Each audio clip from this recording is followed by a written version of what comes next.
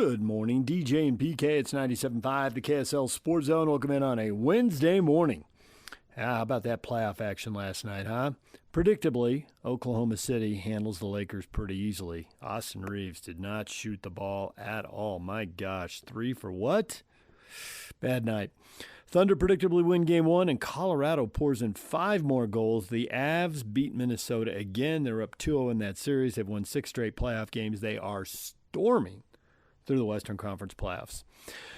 All right, we're going to switch gears now and talk a little soccer. The Utah Royals, who've had a short, tortured history, might have finally gotten it right. They've won 4 in a row this year, looking good, trying to make it 5 in a row.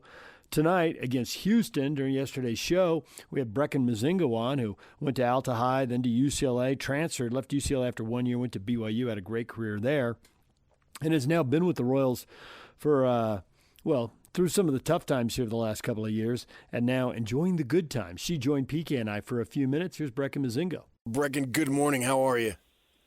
Good morning. I'm doing so good. How are you guys? We're doing well, and it looks like taking the league by storm. Is that a fair assessment? Surprise? I just read something on that very thing. I would say so, yes. Yes. You've been with the team for a while, and it has been a struggle. And that's not really how your career went from Alta High School to BYU, well, brief stop at UCLA for a year, and then BYU. There was a lot of winning going on. How hard was it to push through a losing season and another losing season and get to this point where you've won 4 in a row and you're rolling? It's taken a lot. I think mentally, physically, all that. I think from all different sides and perspectives, from the players, from the coaches, ownership, even the fans. Like, we have experienced a lot together, and thankfully, in this year 3, things have started to roll in our favor, and that's just a testament, though, to everything that we've done the past few years. So it's kind of like, okay, thank goodness, about time, but obviously we still have a whole season ahead of us. I was looking at the schedule the other day, and we've only gotten through like 8 games, and we have a whole nother 20-something games to get through. So it is too early to tell, but we are really, really liking the direction that we're heading. Go back 10 years. You're 25, and if I do my math, 10 years ago you'd be 15, and you're starting to make your mark at the high school level. What did you envision as far as where soccer could take you, and did you ever imagine you'd be playing for what amounts to your local team? I honestly had no idea. I am honestly still living out a God-given blessing each day that I'm on contract here with the Utah Royals. But yeah, when I was 15 and little Brecken at that time she definitely just had her eyes set on college and making sure that she made her mark in college. And then once she got to being able to potentially look at playing pro, then she would get there. But I don't think pro was even in my radar when I was 15. And now you're playing professionally less than 4 miles from where you played in high school. Do the rest of the players, some of whom traveled halfway around the world, like you, and think, no way. There's no way this is happening? I know. No, it's crazy. Seriously, each day I'm very, very grateful. How much did college prepare you for it then? College was awesome. Definitely interesting. Jen Rockwood, my girl, she's amazing, and she definitely had her ways in terms of prepping a team, making sure that they were ready for a outstanding season. She was very, very successful in what she did. In terms of some of the other, even just tracking what we did at practice in terms of meters and how fast we would run, she didn't really go too deep into that. She was more so just okay, if you can ball, you can ball, and you're going to be out on the field. So that's been one interesting thing in the pros, is just getting used to the stats and the numbers behind things and all of that stuff. It's a lot more science-based, where it's an equation and all that stuff, which is a little bit takes me off, but I love it, and I've grown accustomed to it, this being year 3, and college was awesome. Loved my teammates. My teammates got me ready. Coaches got me ready by giving me some minutes, which, again, I'm still grateful for to this day, that I was able to get the minutes I did in college. But, yeah, it was a great experience. Got me ready. Brecken Mozingo joining us, Utah Royals.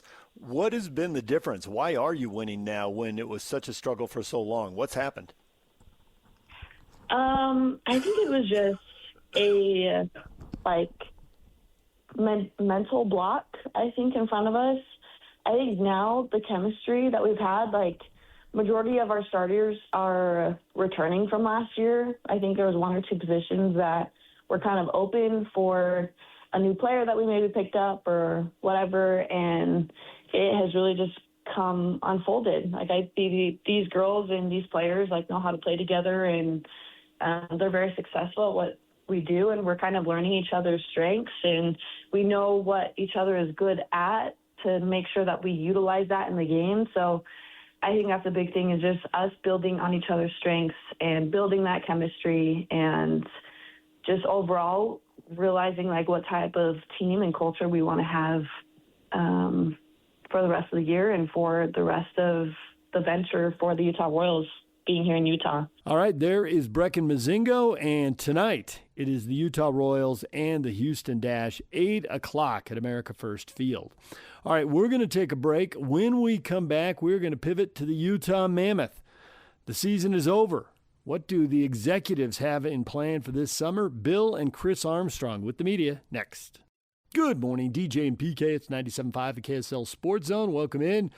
Bill and Chris Armstrong, the Brain Trust, meeting with the media. What do the Utah Mammoth have planned for the offseason? Here they are. I want to start by thanking our fans for their unbelievable passion, their investment, their support through the entirety of the season, but in particular during the playoffs. They put Utah on the map as a hockey market. From the deafening atmosphere at the Delta Center to the plaza parties, to the thousands of fans who showed up for us in Vegas, the bars, the restaurants, the flags on the houses, the positivity, enthusiasm throughout the city and across the state was deeply meaningful to all of us.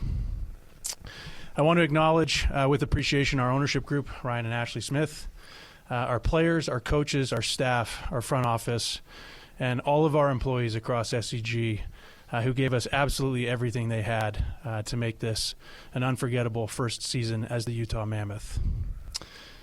I'm proud of our group for reaching one of our stated objectives of reaching the playoffs for the first time in franchise history. Indeed, there were many positives throughout this year that we can add to our foundation and continue to build upon. That being said, we're sitting up here unsatisfied and unhappy that our season is over. We have a lot of work to do. That work began the morning after Game 6, and it will continue until we drop the puck again in September. As our players have mentioned and as Bear alluded to, we don't take for granted that it's going to be even harder to get into this position again, and we will stop at nothing as an organization to better ourselves, to improve this team, and to meet that challenge. We play in the toughest league in professional sports for the hardest trophy to win, and we are excited about the challenge and embracing the opportunity to reach our objective of still playing hockey at this time next season. So with that, I'll open it up to questions unless, Bill, you have anything to add. Yeah, I'd just like to say when we first came in and we took this stage, I guess, for the press conference, you heard me say those words, meaningful games. And we hope to win some really important, meaningful games down the stretch in our first year. And I believe we did that. We actually finished really strongly. And then, the next year we came and sat at this table and said, we'd like to win those meaningful games, like have some big, huge games, but, kind of get into the playoffs. And someone said, make the playoffs? Well, we said, yeah. And we announced our goals. We said, hey, we want to make the playoffs. And I think, the coaches and the players did an incredible job. If you think about our stretch at the end, we won 5 games to clinch and take wild card 1 with authority. And that was an eye-opener, and it was a shot of confidence for us, and you could feel it with our group. They rallied behind that, and you'd walk by the players, and you could just feel it. There was a calmness. There was a lot of confidence that we could do some damage in the playoffs. And, it's interesting because we're all competitive people or we wouldn't be at this level, and we go play a great playoff series and we're all unhappy. And not to say, as a worry as a GM when you get into those situations that you actually make the playoffs, you want to be competitive. And you're nervous about that because, you want to be in the fight and you want to get in. But when you get in, you want to be competitive. And I thought our coaches did a great job with our players preparing and battling. But the issue that we had is that when we got in there, we're pretty darn good. And there's a fine line in our sport between winning or losing. And for our growth of our team, we have to suffer a little bit of pain to learn to walk that line a little bit better. And if we can do that in the big moments moving forward with this group, we're going to have a good chance to take it a run as far as we can to the Stanley Cup. And that's the goal of this organization. And like Chris said, the fans, we got to play 3 unbelievable home games that were spectacular. And I'd like to thank our fans not only for the year, but for those games were incredible. We'll never forget that. Nobody involved with our organization will ever forget that. Ryan and Ashley Smith have done an amazing job at this facility that we sit today, allowing us to be an elite franchise. And what they've created at the Delta Center and just the environment there is amazing. I also want to thank you guys. You've been tremendously positive towards our team from the moment we've come in. Appreciate your support going through the process. I'll start with Bill. You just mentioned it. Sometimes you have to go through a little bit of pain. A lot of the players talked about that too in their exit interviews. How will a strong off season and their preparation this summer help spring you guys to that next step next season? Ooh, great question. If you look at the 16 teams that got in last year, only 10 repeated. And 2 of those teams that didn't get in, one won the Stanley Cup and one won the President's Trophy. So our message when we were leaving, everybody was unhappy, but they were enthused about training and how hard we have to play to get back into the playoffs. It's going to be a battle every single day, and game 1 is like for us is game 7. So it's the team left not saying, oh, we're so great. They left, hey, we got a battle. It's going to take all summer to get back in shape and really push the pace right here. So our team left hungry, and that's the most important thing. Chris, when it comes to the leadership that was brought in going into this season, like Nate Schmidt, other players like that, even Mackenzie Wagler at the trade deadline, something that was said a lot was how calm everyone was because the leaders were on the bench telling everyone, it's okay, we're getting through this, keep pushing. How have you seen not only your leadership group lead, but some of the younger guys starting to adapt to what their leaders are doing to them? Yeah, Catherine, I think it's a great question. I think there's been tremendous growth in our leadership group as a whole this season, and they're very complementary to one another. I mean, just notably, I think, Kels took amazing steps this year as a leader, how he handled all of the adversity in his personal life and continued to guide this team forward and to give us his best every day was truly remarkable and certainly emblematic of the character of that individual. Lawson Krause, Bear mentioned earlier, you could see the steps that he took. It started with his dissatisfaction with his season last year and all the work that he put in and that determined effort that he came to camp with, and really, I think, found his voice within the leadership group. The players with experience that we brought in, I think it's invaluable in the sense that they can share with our young players what things are going to feel like, what things are going to look like, what to expect. The guys have to go through those experiences themselves to really accrue that experience. However, I think having those cornerstones in the room that can provide that even-keeled, that level of calm, and set that expectation was very helpful to us in embracing the challenge of the first round against Vegas. Andre told us to ask you guys this question. What are the off-season needs that you recognize, especially in the playoffs? Well, it's great to learn about your club. I think you learn a little bit of, and Bear talked about it, the adaptation that Smoltzy and Kels had between the first couple of games was incredible to see them, learn to get into that playoff mode and play. There's a lot of evaluation that still has to be done. It's hard to say for our club. We've got a lot of younger players. We're probably different than most clubs because we've got 7 really good prospects. I believe they're all first-rounders that sit outside our organization that are pushing to get in. We've got to do some more evaluation on them. We've got to do some more evaluation with our players and who's coming back and who's going. So there's still more work to be done before we kind of dive in and put it on the board exactly what our needs are. Adding on to that, is there a move you made either last offseason or leading up to the trade deadline that you look back at and say that worked, and how will that help you with the moves and the decisions you'll need to make this offseason? Yeah, good question. I think we brought in Wagler, and I think everybody knows him as a person. It's hard. There's not enough time between trade deadline and when you actually fire up for the playoffs to kind of. It's like moving into a new house. It takes a little bit of time to feel comfortable.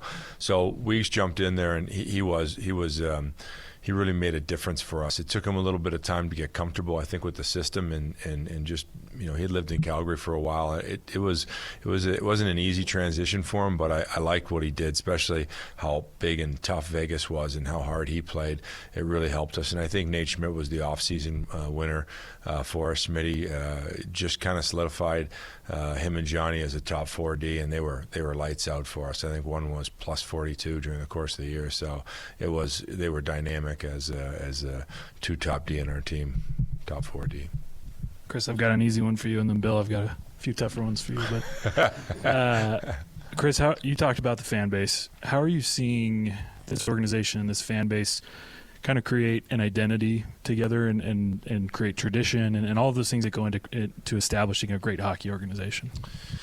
That's a great question, Cole. I think the beauty of all of this is that we've done it all together with our fan base. Our fans guided us to the name, the Utah Mammoth. They've been a part of building meaning into that identity with us. And being in that constant two-way communication with our fan base and with the community about what's working, what could be better, what they like to see different, and being pliable and able to adapt to those things on the fly, I think has helped us start to find a uniquely Utah experience for this franchise. And that was really what we set out to do from the very beginning. As Ryan and Ashley stated, this is about Utah, for Utah, by Utah. And we've obviously been moving at a very fast clip to put all this together from our inaugural season to the brand launch of the Utah Mammoth, and now just completing our first season as the Utah Mammoth. But we've really tried to stay in constant dialogue and communication with our fans, monitor the discussion in chat rooms and online to see what's working and what's not, and really try to make them part of this experience in every way we can. All right, Bill. The players talked a lot about expectations on Sunday, and they said that I know where you're going with this. They said that this is playoffs are the expectation now. Yeah. Now you're 2 for 2 since being in Utah on setting expectations and meeting those goals. Yeah. You've now made the playoffs. Where do you go from here, and what do you look to accomplish next season? That's an easy one to answer. We got one thing on our mind. That's playoffs. Get into playoffs. You think about it, Stanley Cup winner didn't get back. President's Trophy didn't get back. Our goal is to get back. And with Coach Tournay and our players, like I said, they left their, coach is hungry and the players left hungry. But it's hard. Think about that. They won the Stanley Cup and they won the President's Trophy. They didn't get back into the playoffs. So our expectations are to get back in. That's the number one. Talking about players' performances and what have you, I was wondering if you could kind of assess the season that J.J. Peterka had, and in addition to that, do you feel like he found his role? Do you feel like you guys kind of put him in a position to find that? J.J. is unique because of his skill set, his speed and talent. In the transition, I don't think it was exactly easy for him. I thought he excelled. At times, I think he probably be the first to tell you he's looking for a little bit more consistent performance during the course of the year. And, for him, he can move around. He's kind of like a one-man skill show, and he's got the ability to kind of score from everywhere. I think it takes time. I don't think some transitions are as easy as others. I think for him, he came into a team that's highly competitive. A lot of the lines are made up, and we play a certain system that's not sometimes easy for certain players to kind of take on. I think it's harder for skill guys to kind of sometimes jump in. There's a lot of responsibility. And now we're also playing at a higher level, trying to get into the playoffs and also win in the playoffs, and there's more required. So I like him. I think his skill set's really good. I know JJ just built a rink in his house, so I'm pretty sure he's going to be hungry and skating all summer. I would just add, I thought JJ had a great self-assessment in his exit interview with you guys the other day, and he showed that he's committed to being a vital part of this franchise. Bill, you mentioned how hard it is to get back to the playoffs after making it. You also mentioned how many prospects you do have, though. How do you manage an offseason where you have that many guys kind of fighting for spots while still trying to build a roster to get back to the playoffs? Yeah, we want to encourage our prospects to come in and try and make our club. You never want to take a dream away from a prospect, and you don't know. Sometimes they can just show up and they earn their way in, and we want to make sure that our prospects that are probably seeing this press conference that, come up, come ready, be fighting for a job. There's opportunity there. Our team is a good team. It's changed. I think we're different than when Dylan Guenther entered the NHL, and hey, we needed one guy to score, and now our team's there. It's a harder team to make. It doesn't mean they can't make it, but they got to come in and they got to take somebody's job. Let's be clear about that. They got to show up in the best shape, and they got to earn the right to take that job. So it's going to be competitive. And I like that. Instead of coach out there whipping them, they just look across the bench and they're like, oh, wow, that guy's pretty good. I'm not losing my job. This is a good team. This is a good place to play. I want my job. And I love that compete coming to camp. It's such a great thing. Players can sense it from the moment they arrive. We got some young players that can play. It's going to be a heck of a training camp. And Bill, early on, you were talking about fine lines. Mm-hmm. And so the Mammoth were 53 seconds away from a 3-game-1 lead in this series.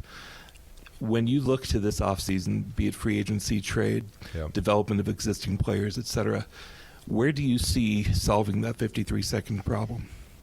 Well, there's a little bit of pain you have to go through. You look at Tampa Bay, and they lost out in 4 games, I think, to Columbus. When I was with the Blues, we got beat up every year by the Chicago Blackhawks that went on to win and LA Kings that went on to win, and they were painful losses, and we got tougher every single time. And without those teams, we would have never won a championship. So I don't necessarily think it's in someone that we can acquire.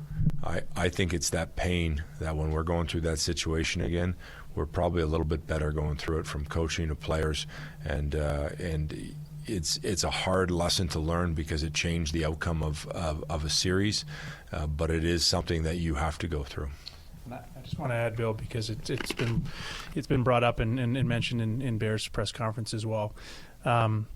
We obviously have to be better. We have to close those games, and our details have to be better in those situations. But at the same time, I do want to give credit to our opponent in Vegas. They were the number 1 team in the NHL all season long in the third period.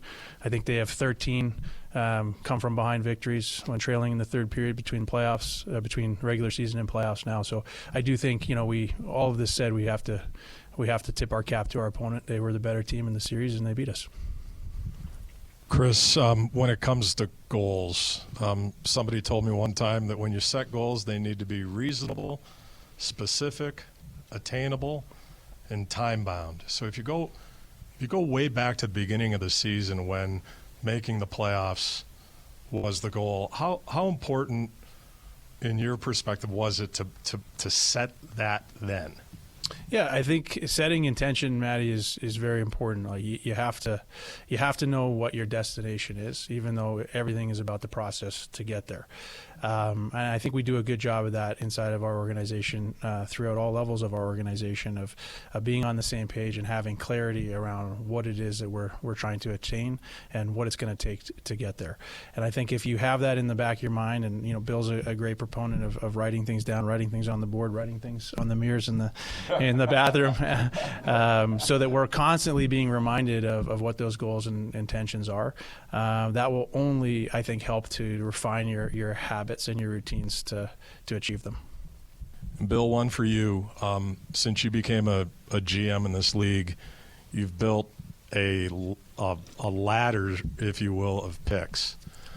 That almost seems like it's transitioned into a ladder of players on your roster. You've got the established veterans, you've got the emerging veterans, Cooley, Guenther, guys like that, and now you have all these prospects underneath that are trying to get up. Is it, as you move forward, is it more tweaking now than anything in terms of trying to make that roster 5-10% better? Yeah, I think it is. I mean, you used to come to training camp and there's tryouts. You used to come and put guys on the board and be like, I don't know if that works. I think we're kind of past that. We know that Schmaltz, Krause and Keller go together.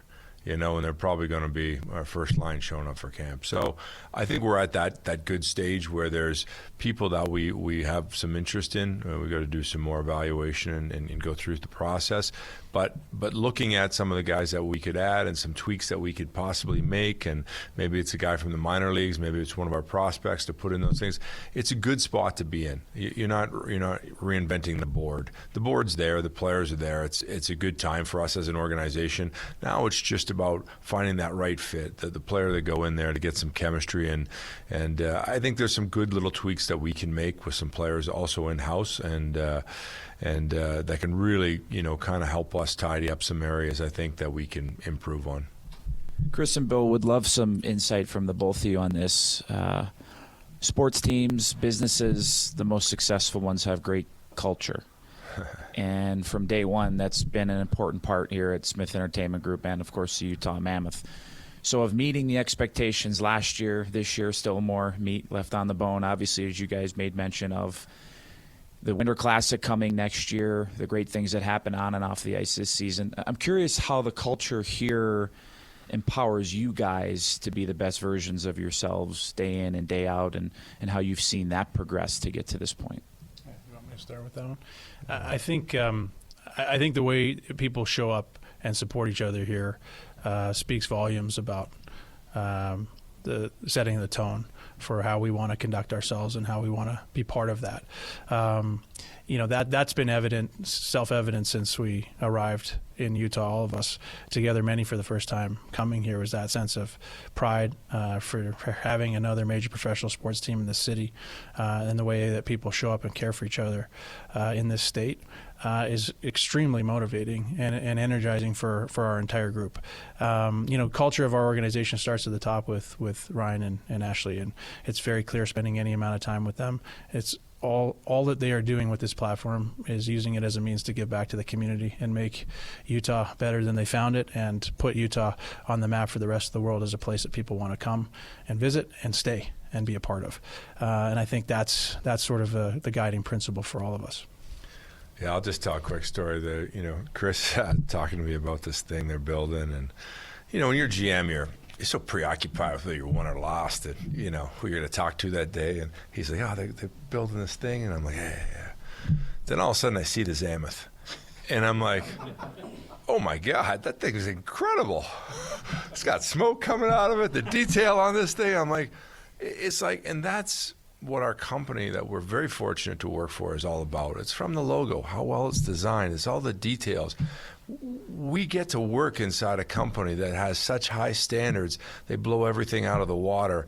And for us, that's an inspiration. It's us walking out of this building knowing we're in the most elite practice facility in the National Hockey League.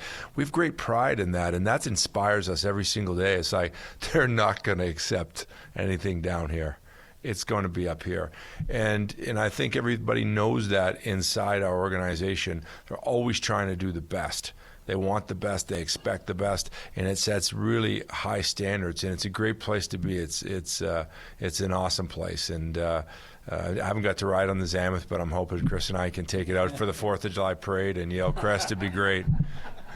T-shirt cannons, but no, and I hope it's not lost on people that we're obviously in the winning business, but we're also all having a great time. And we feel very fortunate and very lucky to be doing what we're doing for a living, and to work in this sport, and to work for people like Ryan and Ashley Smith, and to be stewards of this community asset for Utah. And I think that's part of what we want to come across, is we're having fun doing this with our fans and with all of you. All right, there are Bill and Chris Armstrong. We're going to take a break. When we come back, Brian Geltzeiler talking NBA playoffs, and if the Jazz got a couple of stars who are overpaid. His opinion on that next. Stay with us. Good morning, DJ and PK. It's 97.5 the KSL Sports Zone. Brian Geltzeiler joined us during yesterday's show. Love having him on. He comes in from the tri-state area, loves to talk Jersey with PK, loves to talk NBA playoffs. He's right in the middle of that whole Knicks-Sixers thing. And I'm curious, the Jazz have two really good players at the top of the roster, but are they really worth $50 million each? Here's Brian Geltzeiler. And it was yesterday, so of course we couldn't talk to him about Oklahoma City throttling the Lakers, but I think we all know how that was going to go anyway. Here's Brian Geltzeiler with PK and I. Brian, welcome back to the show. Hi, guys. My pleasure. How we doing?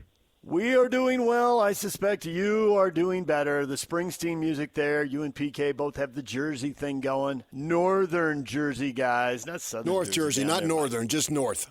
Philly, North yes, Jersey. Taylor ham instead of pork roll, right? Yeah, there it is. The hell is pork roll? It's Taylor ham. Oh, South Jersey people. Hey, I finally figured out, is your brother Barry? He is. I finally figured, I got my relatives. My father had 9 siblings and my mother had 10, right? Big Italian family. Oh, wow. On my mother's side in West Orange. I finally figured out there's got to be some relationship. So I was bored one day and I started getting on Facebook, blah, blah, blah. And my cousin's son follows your brother. So we do have a connection. We have a connection there. Well, I don't. So it's one of those things where I wonder, listen, my brother's wonderful and we're very, very close, but he is quite the opinionated fellow on social media about certain things. So there's part of me is wondering, do I apologize for him? Do I hide my head? Or do I just wear it all with pride? And I think I'm going to take the latter and wear it all with pride. He is who he is. I love him for who he is. And but my brother is, to say the least, is a very, very interesting social media character. Oh, no, I didn't see any of that. I was just going through the names, and I saw Geltzeiler and Barry and your Brian. I had to figure, well, that's an obvious connection there. That is one of what my parents did to us, PK, which is the most embarrassing thing in the world. So my parents were Bert and Barbara, so they made the decision to name all of us with B's. So my oldest brother is Bruce.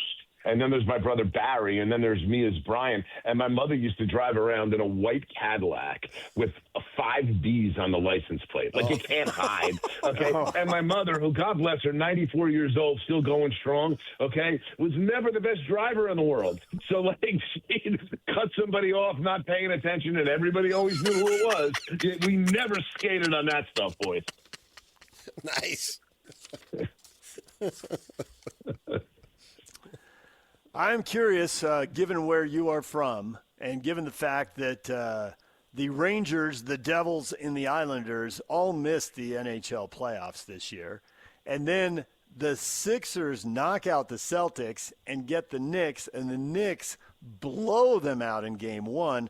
I'm thinking the NBA right now is front and center in that part of the world like few times the last, few decades. It's got to be the biggest thing, what everybody's talking about right now. Am I right? Listen, everybody could be great right now. The Rangers could be great. Okay, the Devils could be great. The Islanders could be great. They all could be great right now. Okay, but the thing is, all right, if the Knicks are doing this, none of it even matters. Okay, listen, Yankees are playing great. Granted, it's May. Okay, that's a terrible. Everybody could be great, and when the Knicks are doing this, they are the biggest thing.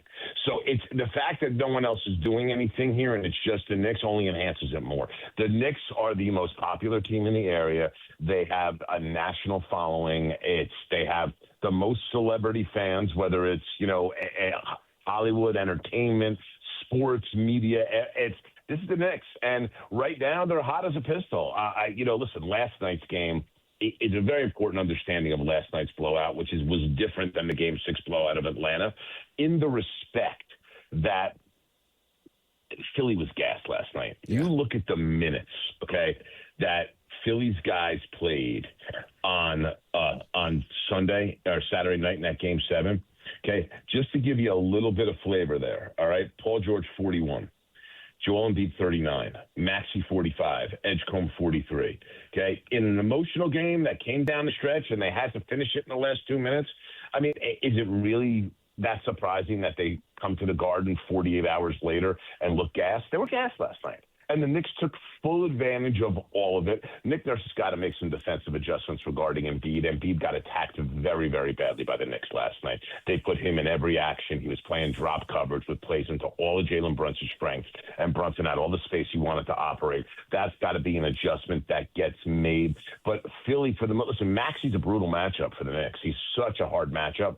He was not a brutal matchup last night, mostly because he didn't have his legs. He just didn't have the burst you normally see him have. But I would think that Philadelphia is going to come out more rested. There's no travel now. Not that it's a big travel series up and down the turnpike here, but Philly gets to kind of rest up in New York today, get a good night's sleep tonight and come out tomorrow, kind of different tack, different attitude, and see how they do. There was definitely a hangover from Game 7 of the Boston series. I don't think there's any question of that. And we see that from time to time in the NBA playoffs. Remember the Jazz had one when they played Seattle that they came off a tough series. I don't remember what it was, but I know they had to go over there in less than 48 hours and play. And plus they were an older team, and they got worked. Basically had to give them a game. So we'll see what happens there. As far as just the general perspective from the East, what level of confidence do you have that anybody from the East has a chance, if they get an advance out of the East, to be able to compete with? I would think it would be Oklahoma City. We'll see how it plays out there. Well, all right, so it depends. With Oklahoma City, it depends on one thing, and I don't think it's going to matter in this round just because – if we do see Luka Doncic play in the series, it will be towards the latter half of the series. But I think for OKC, they can get out of the West without Jalen Williams. If they face the Knicks in the finals, they're going to need Jalen Williams because they're going to need that second high-end scoring wing that you could run offense through to make the Knicks occupy another defender. And I think that's very, very important in that series. I think if it's San Antonio, and again, San Antonio gets knocked off by Minnesota last night, and Minnesota has got as much fight in them as any team you'll see here in the NBA. I think San Antonio, the matchup for the Knicks is a very, very tough matchup for them. I think the Knicks could absolutely beat San Antonio. But I think for OKC, fully healthy, I don't know that there's anybody in the East that could really push them. With all that said, we felt that way last year about the Indiana Pacers going in to play OKC in an NBA final, and they took them to 7 games, and they were right there in the game at halftime of Game 7. So you kind of never know what shakes out here, but I think the Knicks look great right now. With all that said, OKC all hands on deck. It's outside of San Antonio. It's very hard to see any team in the league right now beat them in a 7-game series. Did Minnesota mostly ride playoff experience? The fact they've been in Western Conference Finals and the Spurs are where they are for the first time.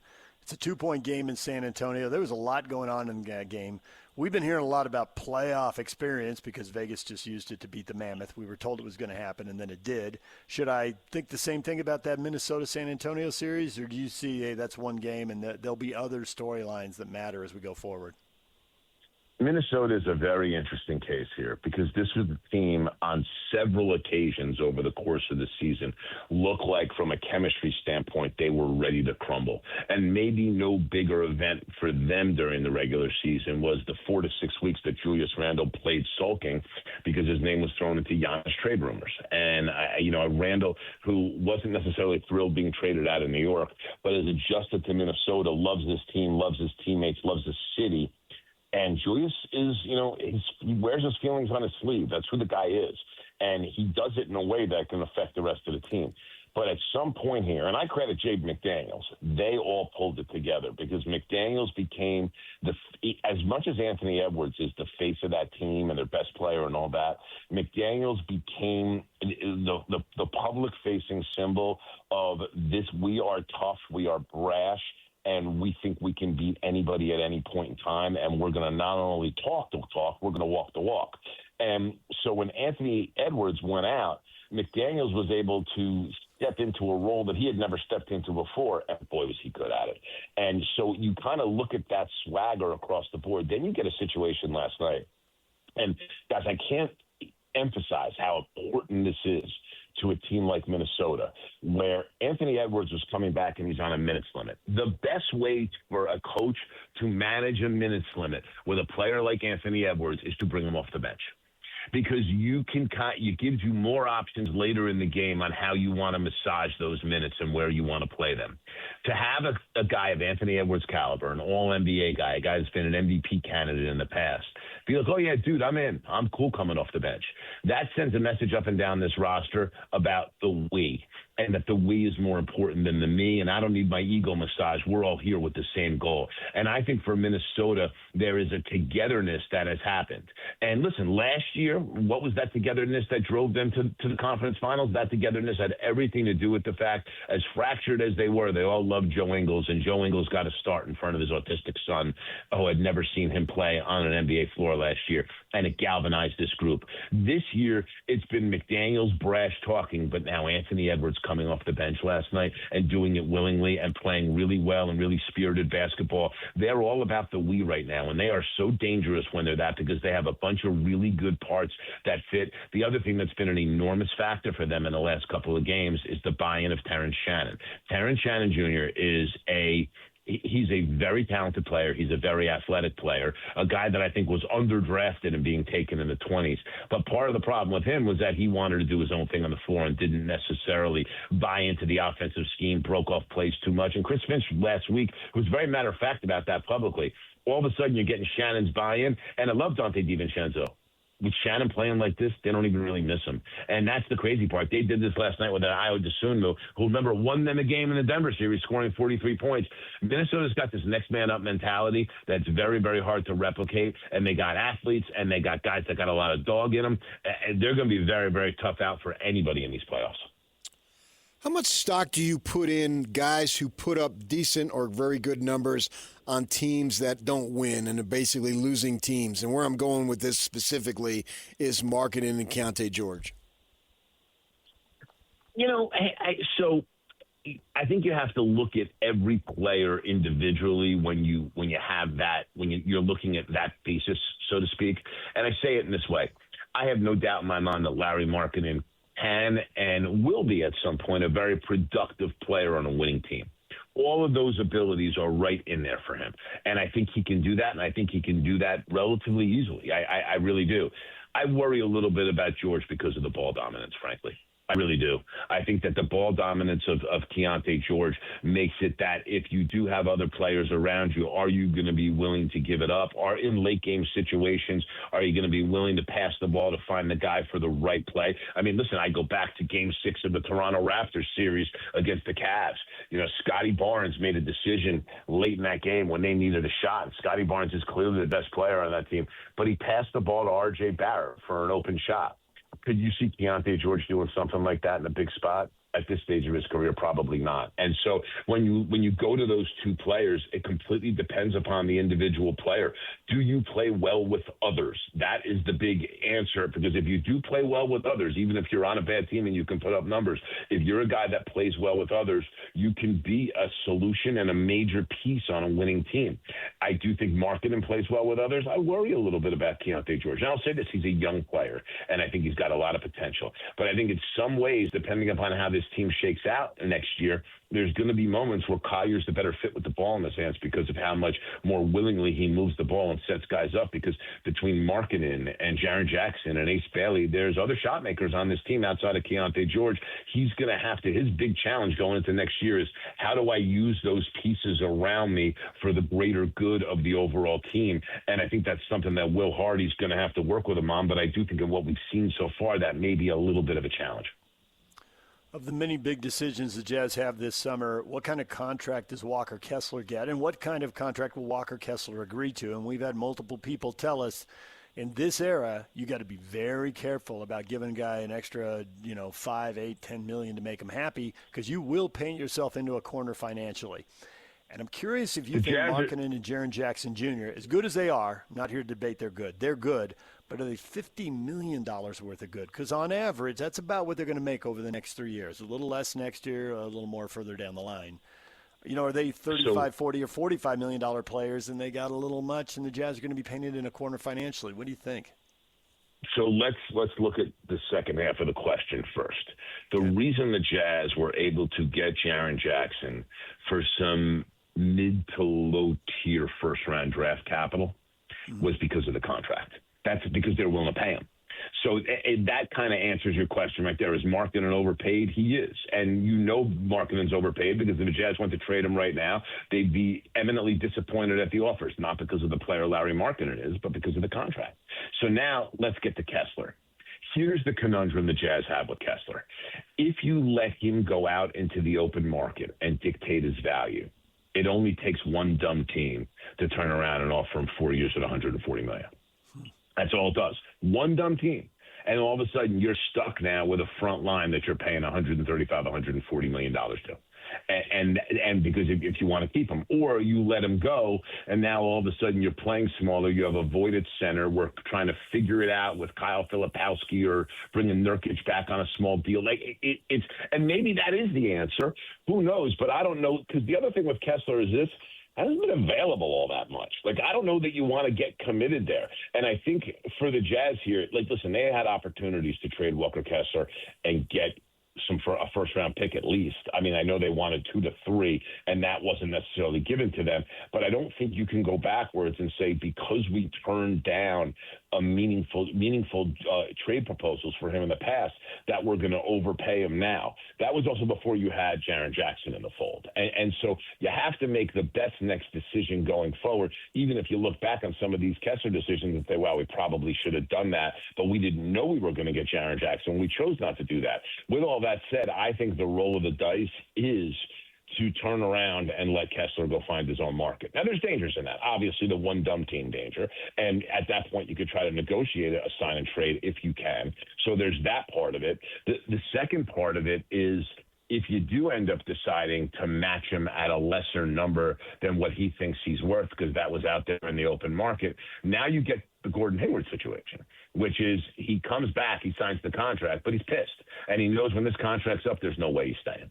And so that's, you don't want to put yourself in a spot like that where you alienate a guy that you value. And that's the hard part. With all that said, I think in this second apron era, you worry about smoothing hard feelings later and you do what's fiscally responsible. So I think in the end, it's a long-winded way of saying, let Kessler go find his market. And if he finds his market and you decide the number's too rich, you got to say goodbye and move forward with what you have. There's Brian Geltzeiler. When we come back, what is trending? The headlines are next. It's time to get your morning started with the news you need to know. News update. This is what's trending with DJ and PK. Hashtag NBA. Cade against Strus on the right wing. Cade to the basket, jumps it off for JD, another jam. Yes, baby. And that combination has been so good for so long for the Pistons. Chet the other way, 3-on-2 off the left side to McCain. Left corner Mitchell. Up the sideline, McCain open. Left wing 3 on the way. Splash City. Cha-ching, Thunder Bunny Belt. Loud City loves it. Thunder by 19. Pulling away. And the Oklahoma City Thunder pull away and win 108-90. They rout the Lakers. LeBron James had a solid stat line, but the Thunder making it hard on everybody else, PK. That was not the kind of shooting night that they need out of Austin Reeves. I don't think it would have been enough even if he was good, but he did not shoot the ball well. Nah, he sucked.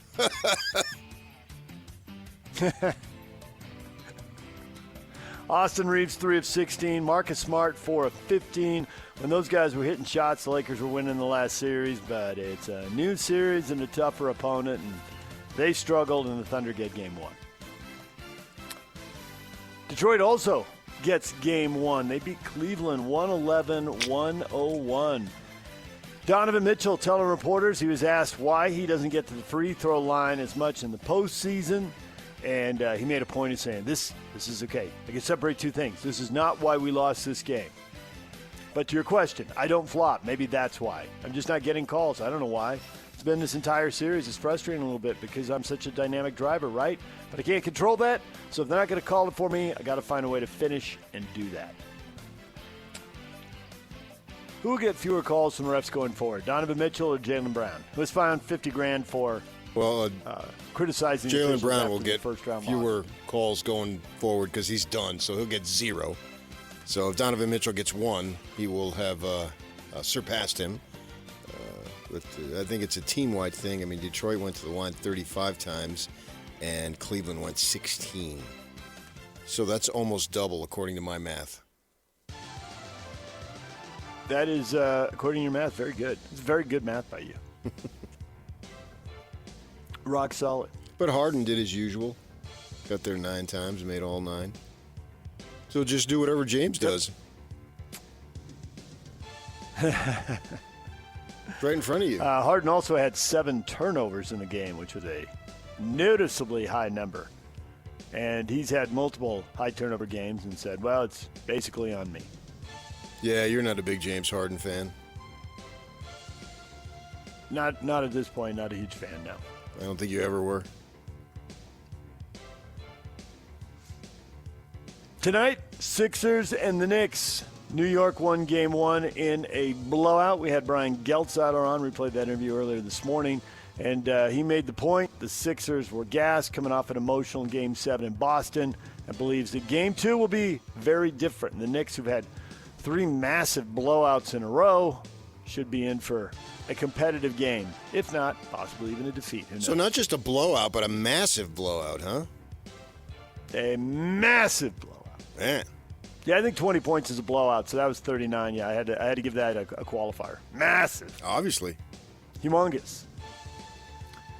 Timberwolves and Spurs are the other games. Sixers and Knicks at 5. Timberwolves and Spurs at 7:30. Both those games are on ESPN. So, DJ and PK. #NFL. Yeah, I would say probably, if I'm being honest, probably like sometime during the season. Things didn't work out how, I was expecting it to, and that's all right. It worked out for the team. So, but yeah, sometime during the season, and then we get to free agency, free agency, and you pretty much knowing like you weren't going to be there no more. Kenneth Walker III on how he knew he was leaving Seattle. Now a Kansas City Chief. At least he's staying with historically good teams and franchises. The Chiefs are coming off a bad year. So good for him. The Chiefs have been historically good? Wow. Yeah, for a decade now. For the span of a player's career, yes. You're right. If you go back 20 or 30 years, it's not as good. NFL's on the cusp of ratifying a new CBA with the NFL Referees Association as the two sides are set to avoid a lockout that could have impacted games this fall. So you have to boo the regular refs instead of booing the backup refs, the scabs. Does anybody have any idea who they would be, the regular refs versus the backup refs? We recognize a few of the referees who call the if they're on camera and their voice, you recognize, I know that one. But, no, I think largely with 7 per game, I bet if you recognize 2 of them, that would be a lot for most fans. Ever since my guy Eddie retired, I couldn't name you one ref. Don't we have one of Eddie's sons? Eddie Hockley. You mean Eddie? I think one of Eddie's sons is a referee now. Bobby? I don't remember what his name is, but...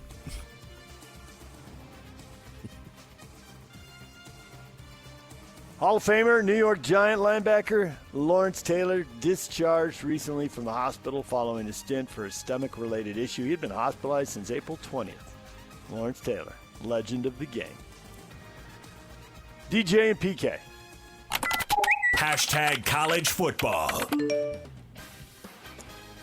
The American Football Coaches Association Board announced 4 proposed calendar changes. Number 1, ending conference championship games. Number 2, reducing open weeks in the season. Instead of 2 bye weeks, you just get 1. Preserving an exclusive window for the Army-Navy game in December, but allowing postseason games to be played on the same day.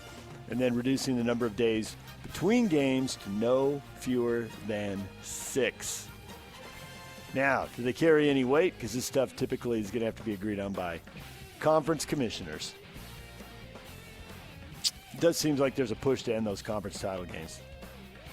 Yeah, I don't see a need for them. Now, the flip side is, the conference is so big that, why would you not have a conference title game? Because there's so many teams that don't play other teams. That's all true. But the reality is a conference title or a conference title game, a regular season title, it doesn't really mean as much because you don't play everybody. So the fact that you have a conference title game doesn't take away from, you don't play everybody. So that's not making the conference title game that much more legitimate, I don't see. Occasionally you might get a first and second place team who haven't played each other, and so somehow it adds some legitimacy to it. But even that, depends on who you didn't play, possibly, probably. So, and these teams that Ohio State couldn't care less if you win a conference title as long as you win the national title. What difference does it make? The Coaches Association also came out in favor of a 2014 playoff, and to your point, that becomes much bigger than the conference championship. We've seen that in college basketball. I mean, you want it, and it's fun to get it, and you'll cut down the nets, but you're going to get judged on the NCAA basketball tournament. And as football expands from 4 to 12 and presumably to 16 or 24, that same logic is going to reign. Except I don't know how they can fit that all in and be done as soon as they want to. Nope, they're not. And I think that's really the college, the championship game. That's just more pressure on it. They need that weekend for the opening. Well, clearly, if they go to 24, there's just no doubt that the game is gone. Yep. You'll simply need that weekend, and you can't be bothered with two teams that are already going to make the playoff, a la Indiana and Ohio State last year. It's fun that Indiana won it because they went undefeated, and they'll always have that, and very few teams have that. But in a sense, that game was useless, maybe for seeding purposes, but I don't know that it really made that big of a difference. I don't see how they can squeeze it all in. They can't. So they're going to and have that's to. why they're talking about getting rid of the double bye and moving to week 0. But that still doesn't squeeze it all in. There's clearly a move here to put either the finals or the semifinals on New Year's Day. They're done with the quarterfinals. Putting the semis and the finals in January, it's just too much. Interest lags. It doesn't peak at the end. It kind of tails off. It's not what they want to do. They're going to start playing in August, and they're going to play through New Year's Day, and then maybe have one game after that. DJ and PK. Hashtag Major League Baseball. They've lost 5 of the last 7. Pitch, deep drive, right field, and Jazz Chisholm, everybody, has just given the Yankees a 4-3 lead, a deep home run into the second deck. 2-1 pitch. Olsen hits it well. Deep center field to the wall and gone! He hit it deep to center field. Braves take the lead, and he just put a bolt of fear into the fans here in Seattle. 1-0 pitch from Maul to Bush. Bushy with a chopper up the middle. It goes through into center field. Dansby's going to score. The Cubs are going to walk off the Reds 2 nights in a row. De La Cruz plays this ball off to the side to get by him. Cubs walk it off. They win 3-2. That's Michael Busch with the 10th inning RBI single. They stay red hot. Yesterday I was asking PK, Cubs or Phillies, which fan base should be more encouraged? They're both red hot. Over in the American League East, the Yankees 15-2 in their last 17 games as they win. They beat the Rangers 7-4. Or how about Tampa Bay now winning, it's 11 out of 12, I think. They've got an awesome stretch going. We have teams getting on phenomenal hot streaks here. Oh, it's unbelievable, man. I agree. I mean, what are you going to do? This many teams, this red hot at the same time. It's flat out crazy what's going on. I mean, you try to figure out, it'll drive you nuts, man. I'm calling the Phillies golden tempo from now on. They're coming from last place. My Kentucky Derby, if you already forgot that was the name of the winner. I was trying to put all that together, yes. I know you did. I could tell you forgot. Thank you for catching me up to speed.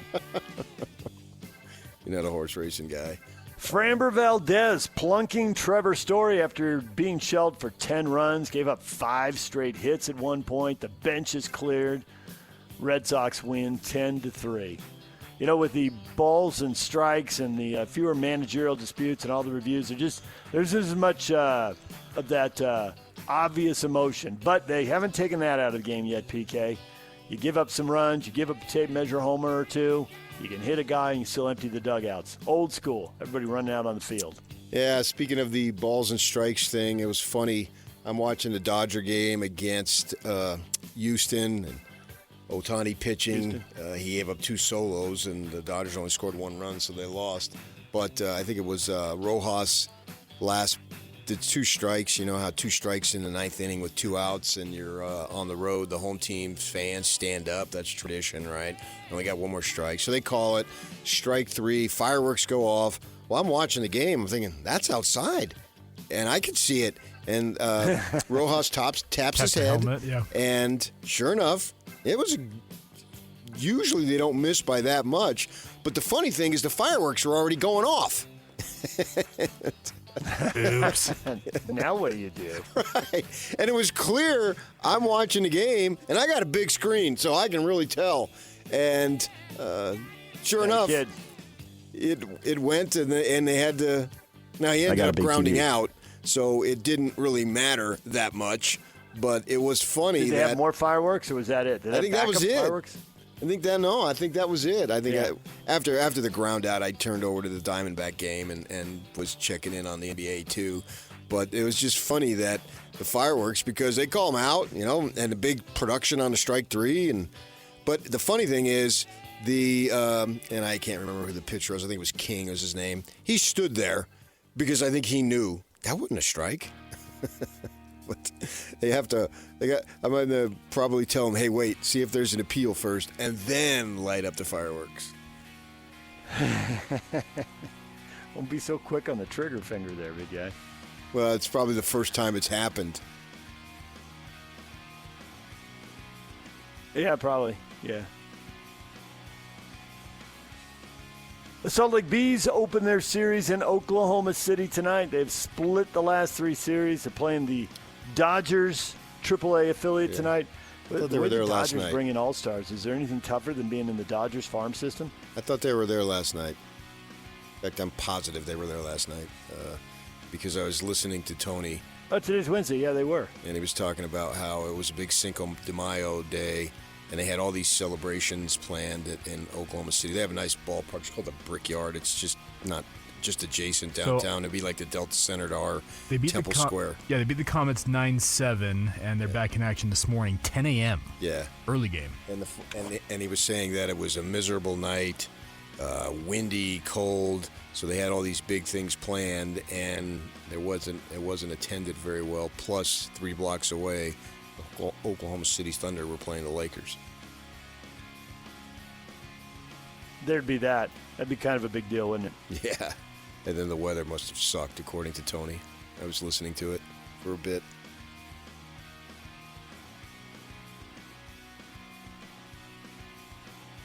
DJ and PK.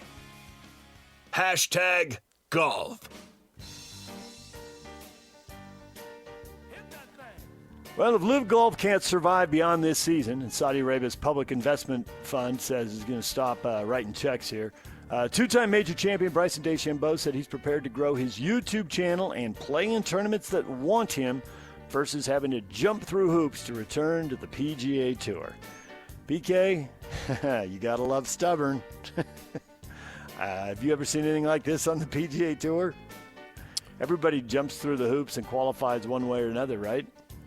Yeah. But no, maybe not here. I mean, I don't understand why some folks would have a easier path than others. To me, they're all in the same pool, so they all got to be according to the same type of rule rather than case by case. I mean, why would Reed and Koepka be able to do their thing when DeChambeau and some others, and obviously John Rahm is the other huge name, would be there and have to do other things, but...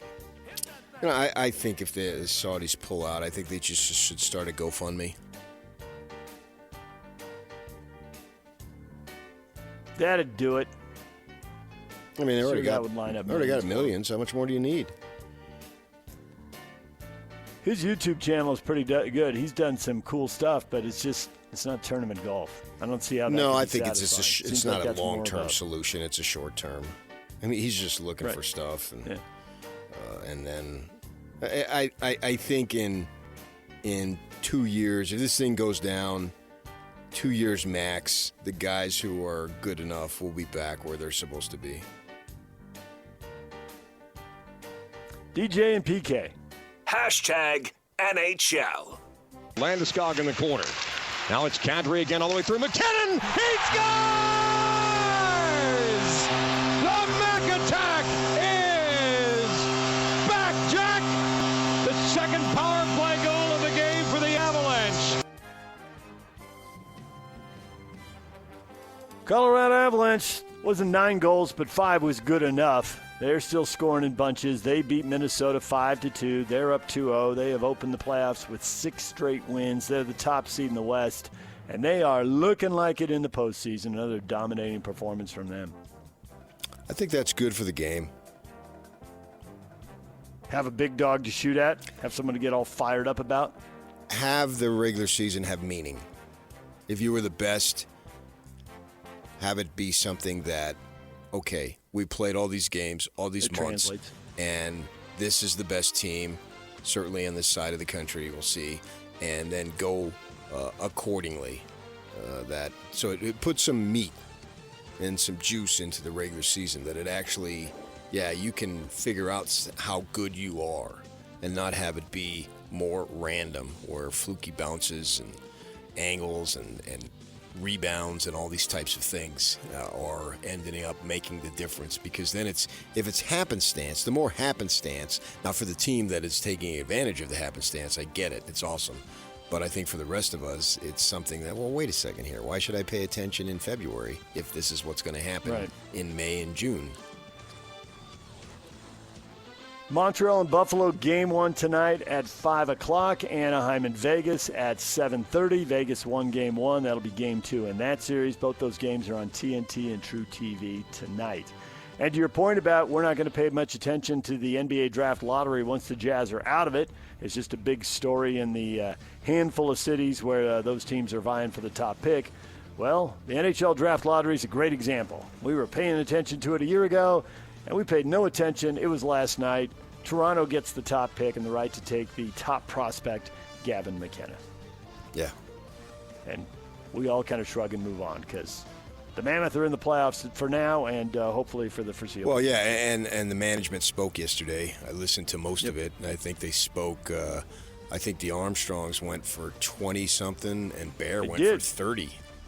We ran all of that this morning. Y'all can post that first hour. You can listen to it wherever you get your podcasts. And Bill came away clearly impressed with the Mammoth Zamboni. Oh, I mean, that's kind of silly.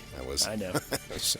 I was interested in to hear what he had to say about the team and what he's going to do at the cap room. Well, and 7 prospects that they really like. Yep. That's what caught my ear. The 7 prospects, and what do you do with them? Do you hold on to all of them? How many roster spots? Do they need? Do you trade them? I mean, so much that will decide what they do and all these options that they have. It's going to be fascinating, and you can look at Josh Doan. Well, did they really get equal value, Paterka, on that?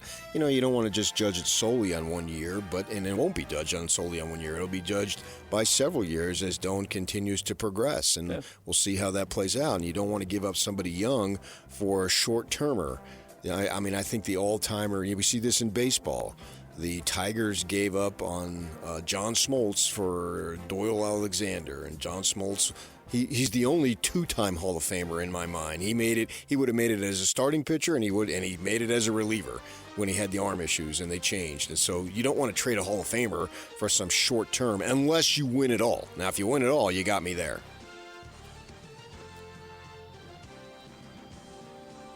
What is Trending is brought to you by Shamrock Plumbing. There's no job too big or too small. Get the personal touch with Shamrock Plumbing. All right, we are joined right now by Kent and Colson. They're joining us from Culligan. And good morning, guys. Welcome in. Thanks for joining us. We're curious for people just tuning in. What is the issue with our water in Utah? Yeah, I mean, there are a lot of issues with the water in Utah. One of the main issues is hard water. And a lot of people don't really understand what hard water is, but it's dissolved rock, right? So we live in a really beautiful place. These mountains are incredible. But because of that, they've got a lot of limestone. And that limestone is able to be dissolved, and then it enters into our water supply. And when it does that, it scales the pipes in your home. It scales your water heater, it scales up your appliances, and it costs a ton of money to remove it over time. So what are you doing for our listeners today? Yeah, we've got a great offer for most people, your home is the biggest investment that you make, right? So we're providing your listeners today a Protect What You've Built offer. If you call in while we're live on air today, you can get $1,500 off this whole home water system, which will soften your water, give you clean drinking water, and filter your whole home. But you got to call while we're on air today. It's 801-509-9602. Set up an appointment where we'll come and test your water for free and take advantage of these great savings. Now, you're a pro. You went right to the call to action. Way to go. Oh, yeah, we've been in a few times. It's the first time with you guys. It's good to see you. Yeah, man, it's early. You guys get up early. Yeah, this is real early. That's because I have my Culligan water in the morning. I'm ready to go. That's right, baby. Well, keep you well hydrated. Keep you mentally strong. Exactly. Everybody who goes through any kind of weight loss or workout thing, everybody's telling you, more water, more water. You're not drinking enough water. You're drinking something else that's got sugar in it or whatever. It's not helping you. You gotta have water. Absolutely. I mean, it improves, kidney performance, and it helps with, digestion, help regulate your body temperature, as we're coming into summer and hot temperatures. Make sure you're drinking enough water. Culligan filters water better than anybody else in this valley. That's true, yeah. Call 801-509-9602 right now and mention Protect What You've Built. 801-509-9602 and mention Protect What You've Built. Colson, Kent, great to have you in this morning. We'll talk to you again in a little while. Thank you. Thanks. They've been doing it for a while. This is Jake Scott and Ben Anderson. Contributor for NBA.com and HHQ Sports. She is Kristen Peak with us here on Jake and Ben. Give me a sense of how this draft stacks up against last year. I think this draft is different. I do think AJ Devonta is going to be the first one off the board. But then when you are 2, 3, and 4, and you're looking at either Darren Peterson, Cameron Boozer, or Caleb Wilson, you cannot go wrong. I don't care what sort of situation you're in. If you get one of those 4 players in this year's draft, that is a win. I don't care. You cannot convince me otherwise. And then 5 through 11, I'm calling it the point guard lottery because there are so many lead guards. Lead guards are really hard to come by, especially in a one-and-done sort of situation. So if you are looking for a lead guard, 8 is a perfectly fine place to find one. Catch Jake and Ben afternoons from 2 to 6 on 97.5, the KSL Sports Zone. This Mother's Day, give her more than just a gift. Give her comfort you feel every single day. Enjoy the special Mother's Day deals from Minky Couture today. 50% off any regularly priced blanket. Use the code ZONE50. Shop online at minkycouture.com or in the store, Minky Couture. Sponsoring DJ and PK. 50% off. Code ZONE50 on any regularly priced blanket. All right, PK, it is time for the question of the morning. BYU and Utah State didn't play in basketball last year, but they're going to play next year. How about that? A 2-year deal. 1 game in Provo, 1 game at the Delta Center, and 0 games in Logan. Why not in Logan? And the answers are fantastic. Jeff, why go to Logan if you don't have to? Curtis, because they're scared. And Nathan, you know why. Why? Scared Cougars, Wade says.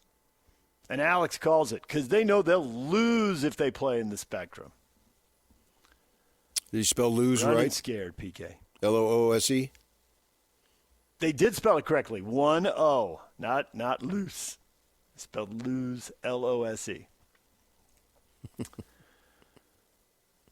Bryant says, why would they if they don't have to? The reality is BYU's in a conference that allows them to make these deals and for programs like Utah State to accept. Well, why do anything if you don't have to? Why play any? Why have a tough non-conference schedule?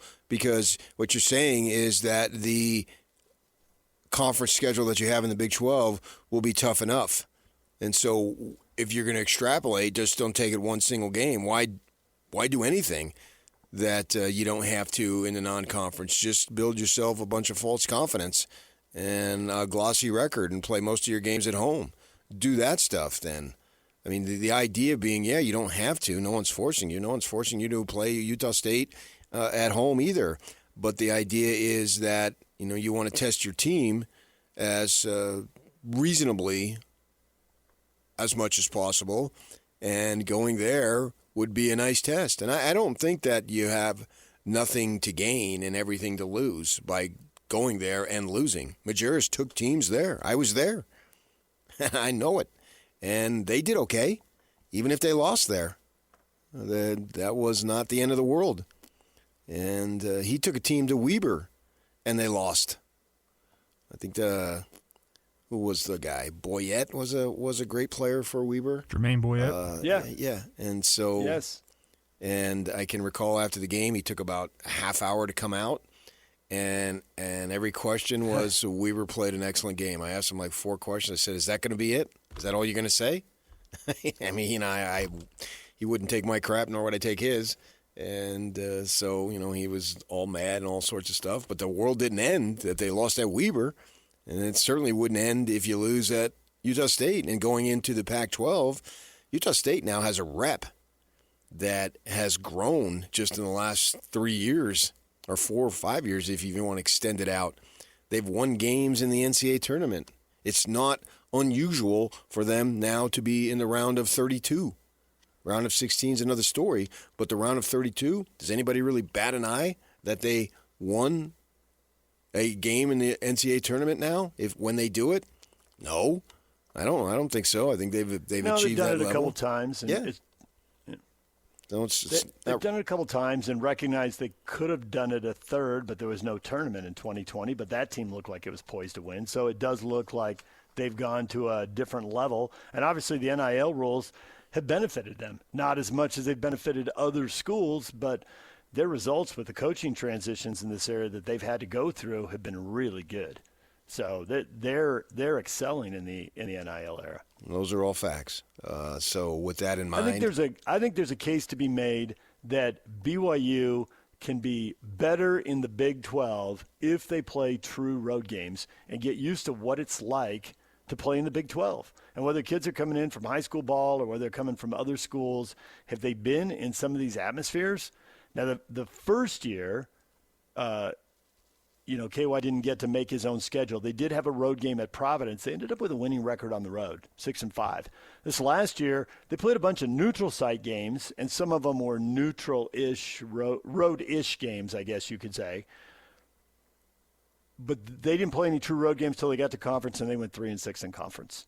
And you can say partly it's the roster construction, and you can say partly it's the injuries, but going to Logan prepare you for going to Houston or Tucson or Texas Tech or Iowa State or Kansas or wherever else?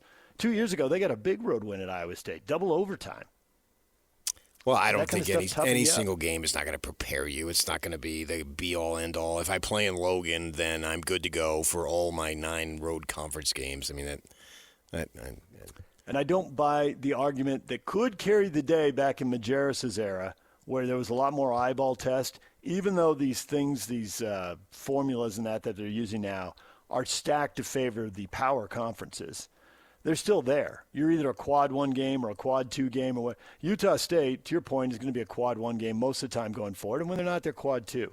So it's not like it's just going to be dismissed. Your record in those games is a factor, and the fact that you played more of them is a factor. So play a true quad 2 road game or quad 1 road game, depending on the year. Yeah. Why not?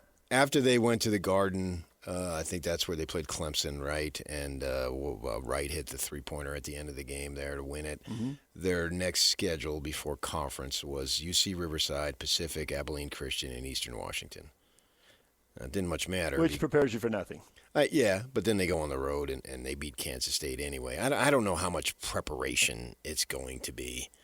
I think that's somewhat overrated. The fact that they don't play in Logan, I don't think is that boy, they just didn't know how to win on the road. Because in the NCAA tournament, you don't play road games anyway. So when it really counts, you're back to the neutral sites in the first place. So the idea could be play as many neutral site games as you can because that's going to prepare you for the NCAA tournament. Nobody ever says that, but it's always, play road games. Why not? It prepares you. Well, do both. Yeah. Do both. And specifically, would should BYU be targeting the 4 arenas that they know are going to host Thursday, Saturday games? You get neutral site games in those arenas, no matter what. Yeah, something to be said for that. Yeah, that's a good point. I just think that you always hear they want to grow the game, right? That was the big idea with the LIV. You want to grow the game and take it to places where it hasn't been, right? Because the PGA Tour is pretty well set, and they're going to make some changes to it, but it's the first time they've made changes in forever, right? And I could name you the first 6 weeks of the PGA Tour by heart because they do it. They've been doing it for years, and so the LIV idea was grow the game, and then you heard we saw the spat between Ariema and Dawn Staley, right, at the end of the game when they played in the NCAA tournament, and I happen to be watching it, and my wife's watching it, and I said, in a day or two, Ariema is going to come out and say, hey, I'm sorry. This was ridiculous.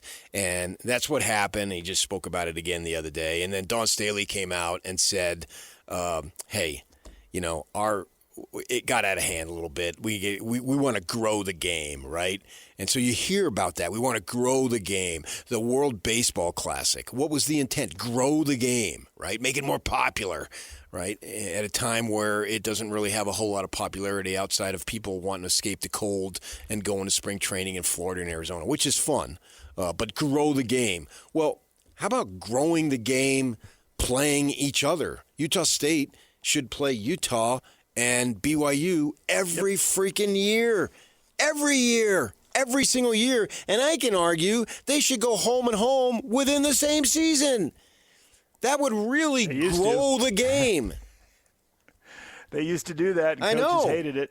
Got it knocked down to once a year and then got it knocked down to not at all. It's the dumbest thing that I have seen with all the realignment, all the changes, and we have to accept them because if you don't, you're going to get left behind. I agree on that. You got to change it. I got to get past. I don't follow the old Pac-12 schools, Pac-10 schools nearly as much as I used to. People saying the Lions tight end, what did he do at SC? I don't know. I didn't watch SC. Normally, I would be able to tell you everything that he did because I've been watching SC my whole adult life, but not anymore. I mean, occasionally, but not the level that I used to. So you got to adapt, but I don't have to adapt on non-conference schedule with Utah, BYU, and Utah State. And I can argue they should be playing Weber and UVU also. I mean, come on. Do I need Riverside, Cal Baptist, Pacific, and Abilene Christian on my schedule? Does that do anything? Is there any point on that outside of a complete and total waste of time? How about Mississippi Valley State? You always enjoy those 60-point blowouts, don't you? Yeah. It's not even a good scrimmage. No. What are they doing? So I refuse to accept it. I'll accept a lot, but I don't want to accept that. It just, no.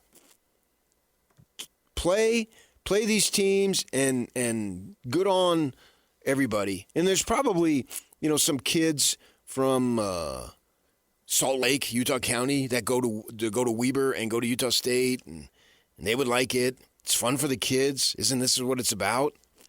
To have those types of games. And, we've got past the stupid toxicity of it. That was the big thing, Utah and BYU, the Nick Emery thing, the toxicity. It's a friggin' basketball game. Nobody died. Nobody suffered permanent brain damage or anything else. It's a basketball game for 40 minutes. Here today, gone tomorrow. Well, when you're playing Holy Cross and Delaware, it's gone today and even more gone tomorrow. Whereas, at least if you do it, you'll have some buzz. If you played it on a Tuesday night in November or December, played it on a Saturday night, even better, or Friday. But if you didn't, this makes no sense to me, man. And this, if I were Utah State, I'd tell them to pound salt or sand or whatever you're supposed to pound. Either you come up here or we're not going down there. We'll play you both. If you want both at the DC or wherever. But I'm not going down. If you don't come up here, I'm not going down there. I think that's a disrespect. And I don't blame BYU for doing it. I mean, if you got leverage, use it. But I'm just speaking from the Utah State perspective.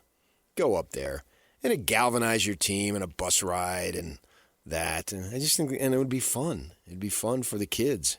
And rather go play California Baptist and beat them by 31 points.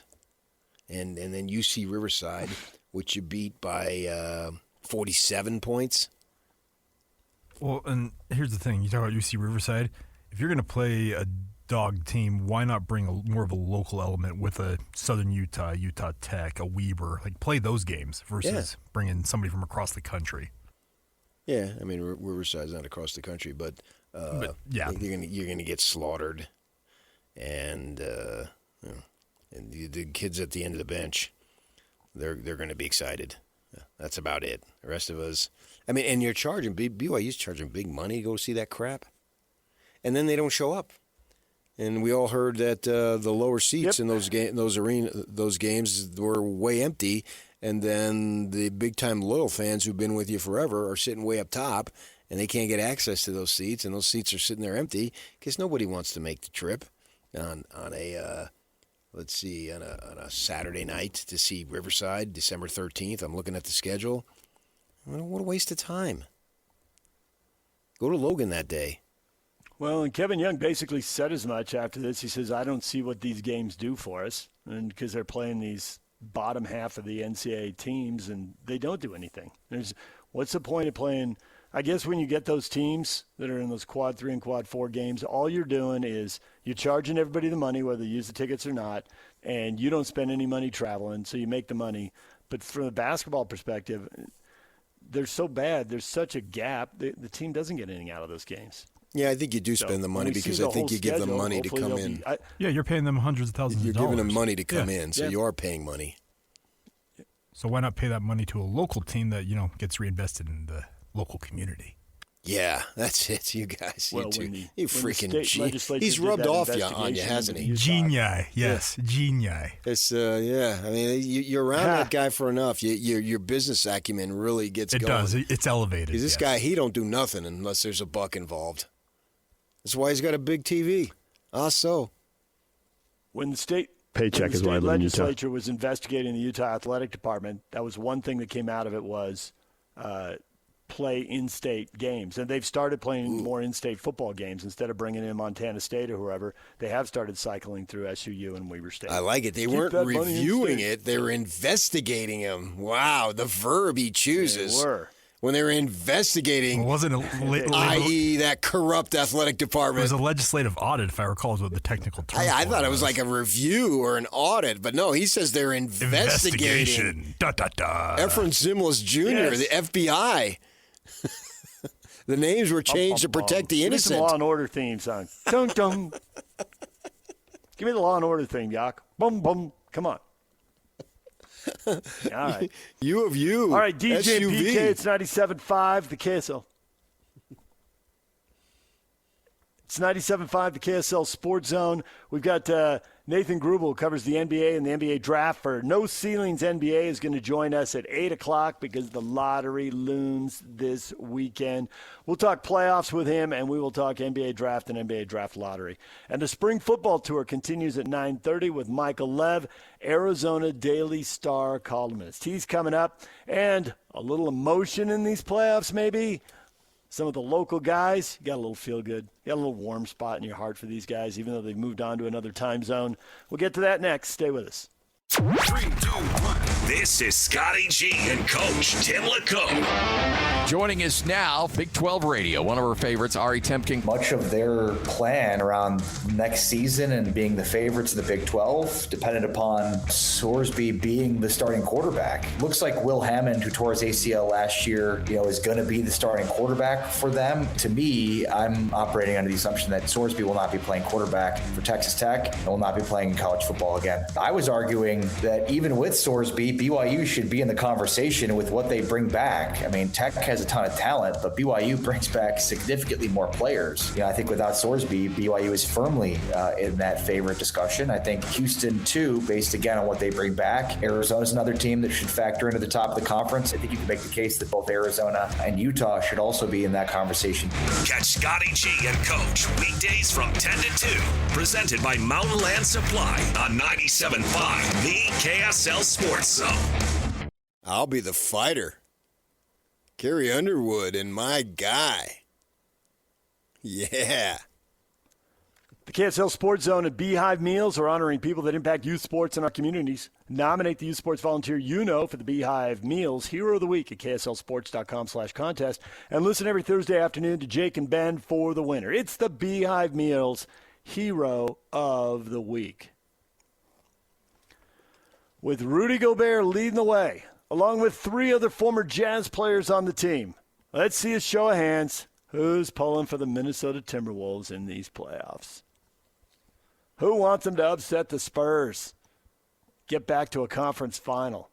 Everybody. Have a shot at the champs. 100%. Hey, Rudy That's Gobert. exactly what Brian says. Rudy Gobert is the most. Yes, I'm a Rudy fan forever. He's the most popular ex-Jazz player of all time. The Jazz should have traded Mitchell, not Rudy. Nothing against Donovan, incredible player, but not someone with generational impact on winning like Rudy. Generational impact. Seems overstated, doesn't it? Not to Barbara, who says, exactly. Yeah, I think that Rudy is the most popular ex-Jazz player of all time. He's the GOAT. Over Joe. Yeah, oh yeah. Which is another reason to root for the Timberwolves since he's there. Yeah, but he didn't play. No, he does not. Joe's time is over. He knows it. Everybody knows it. But what a run it was. I think nobody overtakes Rudy when it comes to popularity. Costa says, remember the Jazz fleeced Minnesota. Laughing, crying emojis, 2 clown emojis. That was somebody's take in a previous show, which we weren't buying. What did they fleece them with? What did they get? Kessler? What else? Kessler, draft picks in 25, 27, 29. Yeah, so I don't know yet. I don't know what Kessler's going to turn into. I don't know what those draft picks are going to turn into. I don't know how Minnesota's going to be in 29. That's a big incomplete. I think it's absolutely an incomplete for the Jazz. Some of those picks may end up being traded because they've traded away the lesser of the Cleveland and Minnesota picks. So depending on which team's better and which team's worse, that pick could be gone. So you got all that stuff to evaluate, and you got to let the guys they draft grow up or see who they trade them for. I think from the Minnesota perspective, it's a win, though. Man, coaches and GMs, if they don't get to the playoffs and win, they get fired. And now they've gotten to the playoffs and they've been winning, which Minnesota hadn't done in the previous, since when they, with Garnett, it'd be 20 years now. They had one trip to the Western Conference Final and then a whole lot of nothing after that. So I think it was a win, even if it doesn't get them a title. That's the kind of move you make. It makes your team better. It's measurable, and the owner gives you another contract. Well, yeah, you get fired by going to the playoffs. So going to the playoffs is no secure commitment to keep your job. As we just saw in Orlando. 3 trips in 5 years, but they didn't win in advance, so boom, they're out. Well, you can win in advance. Thibodeau got fired. Yep. So I don't know that winning and advancing keeps your job. So far it has in Minnesota, and that's what they care about. But that's their thing. And then it's an incomplete for the Jazz from their perspective. Got to wait and see how these next few years go and how that trade impacts winning. I mean, I think the fact is that the fans want player investment in them because the fans give fan investment in the players. And I think that's across the board. But, we live in here, and that's what we're talking about, is these fans want investment back. And they didn't get it from Mitchell. They try to pump him up. Oh, he was raised right, and he was this and that. And then he didn't give it back. He wanted out. Gordon Hayward didn't give it back. They don't ask for much, but they never gave it back. Right. Or they didn't give it back enough. Just put in the time. Yeah. Play well while you're here. So they did give something back because they did play well while they were here. but they weren't invested long term. And the fans here are invested long term, and the fans want the players invested in the same way. Yeah, but playing well is not giving something back to the fans. That's giving something back to yourself. No, it's both, isn't it? No, it's clearly it's not. Because Gobert gave something back, and they love him to the ends of the world. And Mitchell is a bum. That's from their perspective. And when Gobert came back, we didn't need the owner to come on the radio that morning and say, hey, please don't boo this guy so we're not viewed as racist. He didn't have to do that. But clearly he had to do that. And I get why. I'm not criticizing that he had to do that, but that's what they did. Came on when Mitchell was coming back. People think we're racist already. Nobody wants to talk about it, but that's what they think. So please don't boo this man. But they didn't have to say it when Rudy came back because they knew that wasn't going to happen. So it wasn't about you. You play well for yourself. You didn't invest back into the fans from the fans' perspective. Yeah, I mean, it's obvious. DJ and PK, we are joined this morning by Colson and Kent from Culligan Water. You know the brand. You've heard about it for years. And I guess, Colson, the question is this a convenience thing? Is this a choice? Or is this a financial investment that people really need to make to save themselves money in the long run? Yeah, this is a financial investment that people need to make because hard water is costing people money when they don't even realize it. The way that hard water works is it destroys your appliances and your pipes and your plumbing from the inside out. So a lot of that damage is happening underneath the surface, and it's costing people thousands of dollars in repairs and in replacements prematurely. So if you buy a water softener, right, or if you have a water softener, you can get 30 to 50% longer lifespan on all water-using appliances. Do you guys get called, hey, Culligan man? People, is that what they call you? Yeah, anybody over the age of 50. Yeah. Colson goes by the water boy. He's a third generation Culligan man. Would you rather be Culligan man or water boy? Hey, I'd rather be I pay homage to my elder. I'm happy with the water boy. Hey, you guys got offers, right?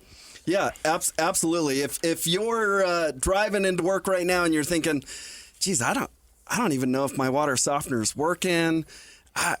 We're spending a ton of money buying bottled water from the store. Give us a call. Let us come test your water.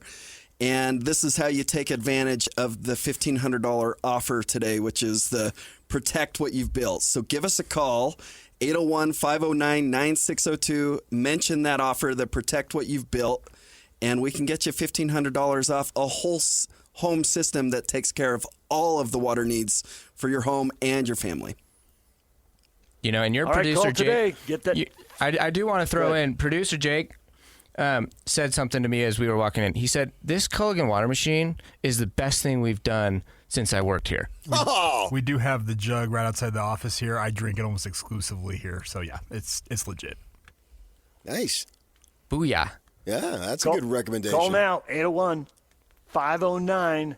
801-509-9602. Call Culligan right now. That $1,500 offer today. $1,500 off. Call right now. 801-509-9602. Kent, Colson, we'll talk to you again in the next hour. Thanks. Thank you. DJ and PK reminding you to join Scotty G and the coach, Tim Lacombe, Monday at RGS Exteriors, 4235 Farm Road in West Jordan. That is coming up. Right now, it is time for us to talk NBA playoff basketball and NBA draft lottery. We're joined right now by Nathan Grubel from No Ceilings NBA, covering the NBA and the NBA draft. Nathan, good morning. Good morning. How are we doing, everyone? It's a fabulous day, best time of the year, NBA playoffs, the draft lotteries right around the corner on Mother's Day. A lot going on. I'm excited. There are a lot of moms who are Jazz fans who want the Jazz to get the number one pick. I think it's a foregone conclusion that the Jazz would take A.J. DeBonsa with the top pick. We'll find out if they throw us a curveball. Do you think it's a foregone conclusion that everybody would take A.J. DeBonsa with the number one pick? Or is there a club out there that would go in a different direction? So I do think at this point I would be stunned if AJ did not go number 1 overall in the draft, with really any team picking in that spot, primarily because of just what he offers you in terms of a safety net, right? A 6'9" jumbo wing, can create off the dribble, can hit jump shots over anybody, has the ability to, along with being coached up, defend multiple positions. The passing really improved. He can play out of the mid post, can post up mismatches. Really a lot of the things that we're seeing come to light in playoff basketball in terms of being able to attack someone off the dribble one-on-one, take advantage of mismatches, get the ball to where it needs to go in terms of kickouts if defenses rotate over double. AJ is capable of doing all of those things on offense with the ball in his hands, and it's why he's been projected to have this superstar ceiling that he does. So there's a lot of talented prospects at the top. I don't think the top 4 prospects have been fully solidified yet in terms of order and where we think they're going to go. But I do think at number 1, I think A.J. DeBonsa is probably the safest pick anyone can make at the top. Yeah, I like how you choose the word safest. I'm wondering what you think the gap is. Now, you go back a couple years, Wembanyama to number 2, it was overwhelming. And I think that guys showed a little bit more than maybe we expected, particularly Knipple, but there was no doubt that Cooper Flagg was the guy. And so you wouldn't say, well, Cooper Flagg is the safest. You wouldn't say Wembanyama is the safest, but you chose that word, and I believe you used that word on purpose. So the point would lead to a question, the gap between DeBonsa and the other guys. I'm glad you called me out on that, because that's a great talking point to be able to discuss with some of these other players. I mean, listen, at the top of my personal draft board, from the start of this cycle in the preseason to where we're at now, I have not moved Cameron Boozer off of that spot at number 1 on my board from Duke, the 6'9" forward. He's the most accomplished and decorated domestic prospect that we've seen in a long, long time. There isn't a player who has a resume comparable to his, including this year in college, pre-draft, since what Luka Doncic did overseas about 7-8 years ago. So this is a rarefied prospect who checks so many different boxes on the offensive end. You can utilize him in any blend of actions that you want to. He can be an on-ball facilitator. He can be a screener. He can be a roller, short roll playmaker. You can spot him up behind the three-point line, has a great catch and shoot, 40% three-point jump shot ready to go. He can be an interior post-up threat who draws a double team, and he has arguably the best passing instincts and passing placement versatility of any of these top prospects that we can discuss in this class. The difference between someone like an AJ versus someone like Cam, you do have some of those athletic concerns with Cam that show up on the defensive end. If he has to cover a lot of ground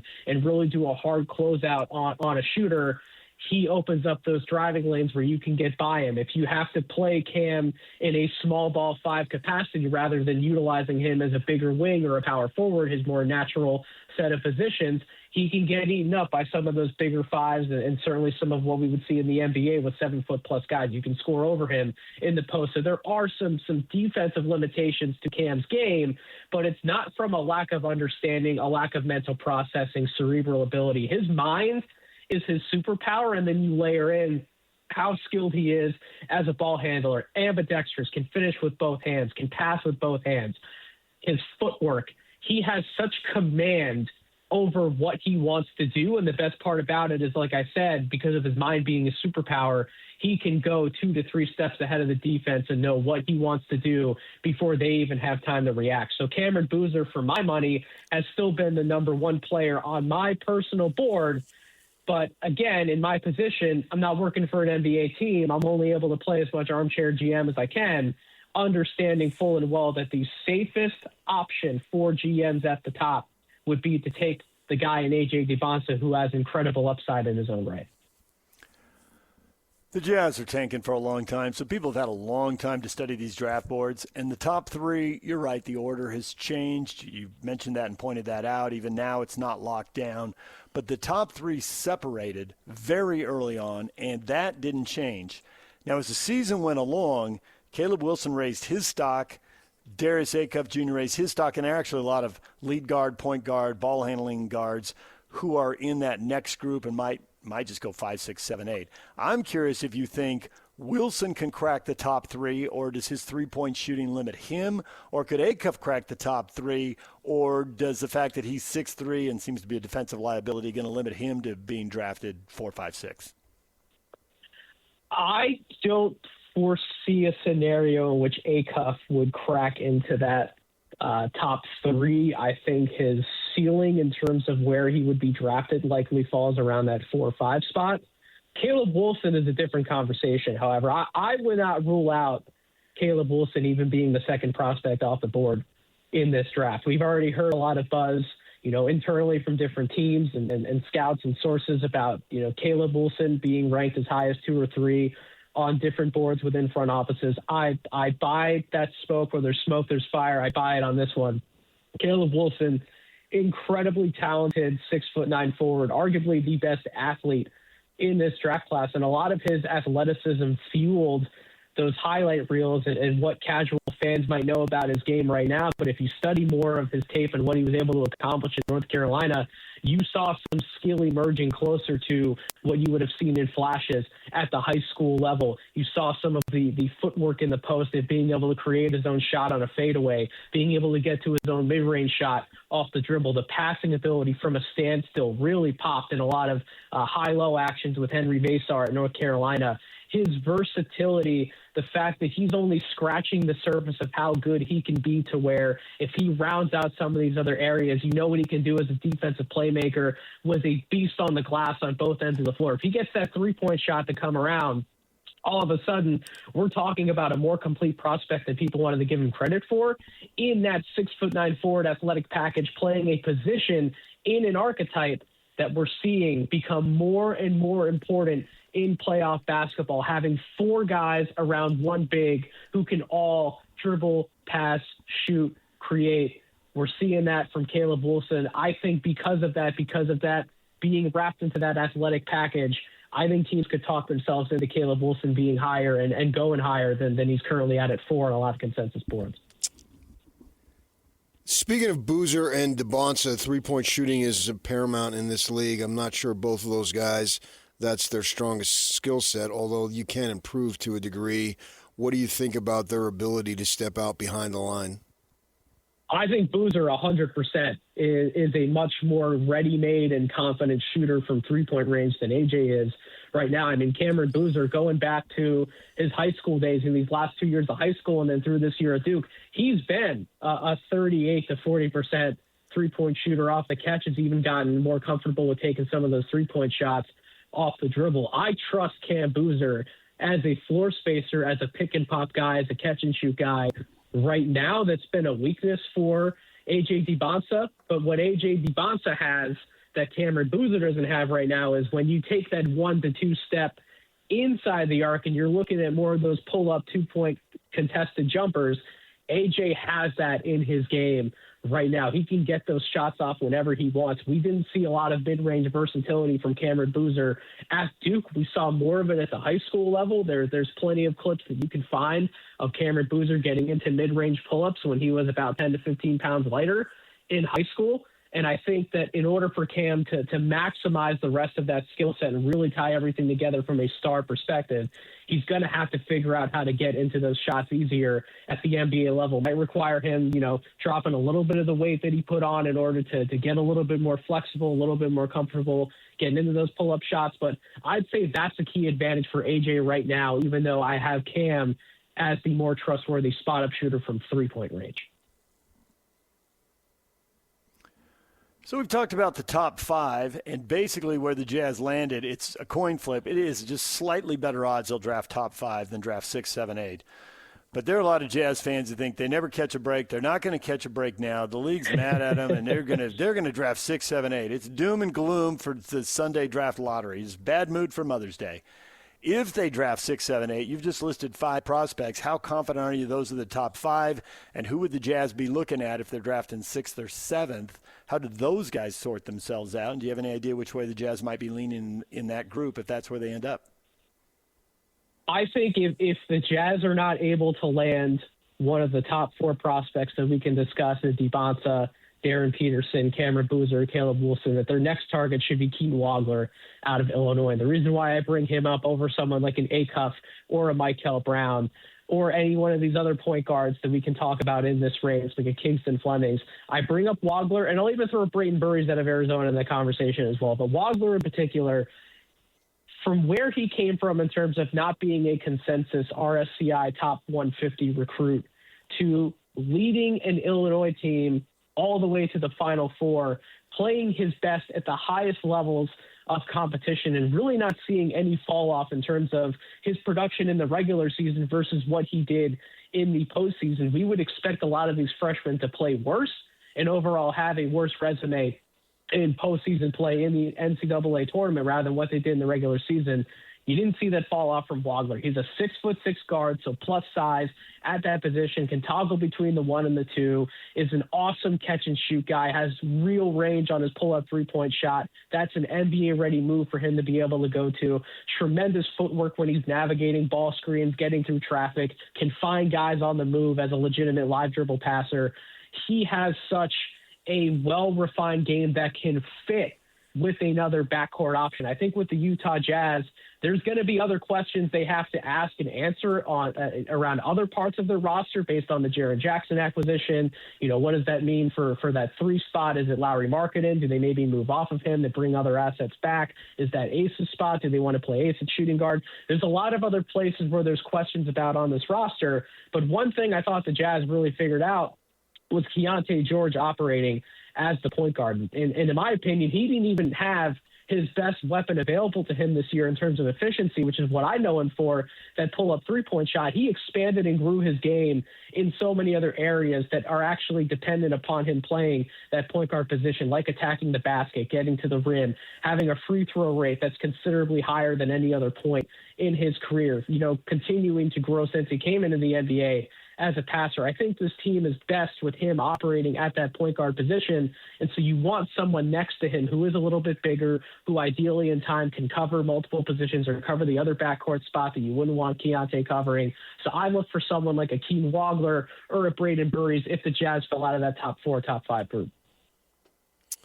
We saw a kid last year, Yegor Dillman from Russia, come over and obviously played at BYU and now is with Brooklyn. And the idea is to get your so-called feet wet, to use that expression, in the college game and then go on to the NBA.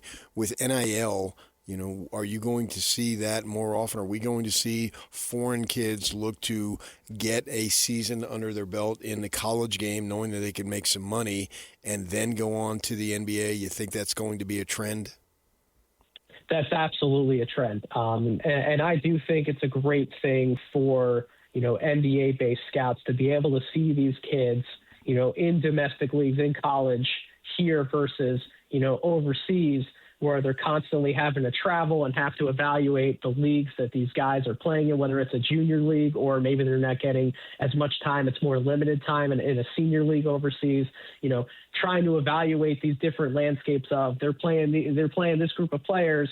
How do I evaluate them in this setting versus, you know, NBA scouts have figured out pretty well how to evaluate players in the college setting. And so having them over here is a major benefit to NBA front offices and scouting departments. Well, it's also a benefit for those players because they're able to not only earn more money through an NIL deal than they're likely getting, you know, in one of these overseas markets, but they're also getting the playing time like I was talking about, right? These more senior teams, these A-League teams over whether it's Spain or Turkey or whatever other league you want to point to overseas, they're not always giving these young players time on the court. You're seeing some of these prospects average like 10, 12, 14 minutes per game, not playing a lot, whereas in college, you know, teams are building and making them a focal point in their systems, playing these players 25, 30, 35 minutes a night, sometimes even the more extreme 38 to 40 minutes a night. So they're getting more exposure, they're getting more money, and you're making it easier overall to level the playing field and make sure that the NBA scouts and talent evaluators have the best possible setting to evaluate these players in. So I think it's a win for all parties.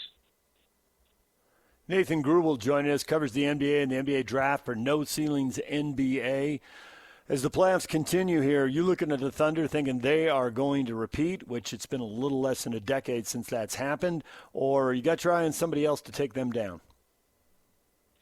So my preseason NBA Finals pick was the Oklahoma City Thunder and the New York Knicks matching up. And I see no reason right now to move off of that pick. When we talk about who's the favorite to actually win the championship, I would agree. I think OKC is the clear-cut dog above everyone else. And you see what they did to the Lakers last night. This is without Jalen Williams in the lineup. They're essentially playing two guards with SGA and AJ Mitchell, and they still have the versatility on defense to pressure the ball, to force players into bad shots, to make life really difficult, force turnovers, and capitalize on that transition play to get into some early offense, to set up easy buckets. And then when things do come down to crunch time in that half-court setting, you have who is the best half-court scorer right now in the game, and it's Shai Gilgeous-Alexander to deliver at home. So I think the OKC Thunder are a clear-cut above everyone else, and I really appreciate the opportunity because of Jalen Williams being out. They're going to need him to come back. They're going to need him for these later rounds for the conference finals and for the finals. But as of right now against this Lakers team, AJ Mitchell's getting some great experience in that starting shooting guard spot, and you're seeing a lot of offensive opportunities open up because you have two primary ball handlers next to each other in SGA and Mitchell. I think he's getting a lot of great experience right now. You still have guys like, Casey Wallace and Caruso and McCain able to come off the bench. That two big lineup with a lot of this guard versatility, the on-ball pressure defensively, it's overwhelming, and it's just a lot for other teams to deal with. So I would expect OKC, as of right now, to still be the favorite and to hoist up that trophy when it's all said and done. For the team who drafts Darren Peterson, how much work is going to have to be done off the court versus on the court? So I'm not of the mindset that Darren Peterson has any off-court issues at all when it comes to his work ethic, his drive, his demeanor, his willingness, and that competitive spirit to improve and get better. I'm not concerned about any of that with Darren. Obviously, there's medical questions that have lingered and are still lingering that will have to be answered. I will not be privy to that information because I do not work for an NBA team. I may hear some things through the grapevine, but as of right now, my evaluation for Darren has to be what I've seen on the court and comparing that to where he was at in high school versus where he is at now. And who Darren is as a plus size 6'5", 6'6" shooting guard, awesome athleticism when he's healthy, the ability to get to his shot whenever he wants, ridiculous efficient shooter on incredibly high volume at Kansas, which matches what he was able to do at the high school level.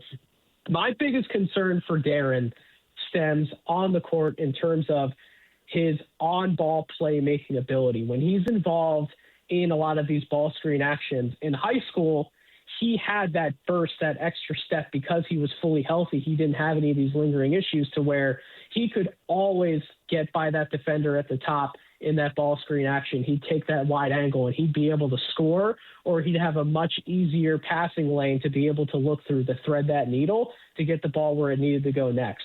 We were not able to see him create that same level of separation in Kansas this year in college. And so a lot of that diminished his playmaking value and his ability to pressure the rim severely. It turned him into primarily a jump shooter, which, again, he excelled at. He scored at high volume. He scored on ridiculous efficiency. That's not the problem. But in order to play a more ball-dominant role at the next level, it's not just about what you can get for yourself. It's about how you see and map the court, what you can get for everyone else. So because of that limit that I've seen from him right now in those ball screen actions, if that doesn't change, then you're comparing him more to a secondary wing versus a primary creator. And for that reason, it's why, I've been back and forth on where to have Darren on my personal board. Do I have him at 3? Do I maybe even have him at 4 and have Caleb Wilson ahead of him because of where I feel the position of value is with those other guys versus if this is who Darren is, can I find that somewhere else? Can I replicate that value somewhere else? So I think the on-court, on-ball playmaking aspect and the rim pressure, those are the biggest questions that need answers in order to properly identify Darren's upside moving forward. Nathan, we appreciate all the NBA info. That's a deep drive into the draft there. We appreciate you coming on and talking with us. Enjoy the draft lottery, and let's see where these teams get to pick because that'll help us sort out where everybody's going. I appreciate you both for having me. Let's do this again soon. All right, there is Nathan Grubel covering the NBA and the NBA draft and bringing us a lot of knowledge. You can check him out. He's at No Ceilings NBA. We're joined right now by Kent and Colson from Culligan and Colson. Why should homeowners be listening to this next 60 seconds of radio really intently? What's in it for them? Yeah, absolutely. I mean, when you're talking about water filtration, you're talking about water, you want to protect your home. Your home is your biggest investment, and everything water touches, your plumbing, your fixtures, your appliances, all of that is part of that investment that you've made. And if your water is slowly damaging those things, then you're losing the value of those things over time.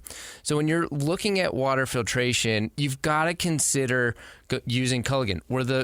We've been around for 90 years, guys. 90 years. I see that on the shirt. 90 years. That catches your eye. That doesn't happen by chance. That happens because we have the best technologies, the best service, and the best products to fit all Utah homeowners. So when you're thinking about protecting your investment, you've got to think about Culligan. Yeah, no question about it.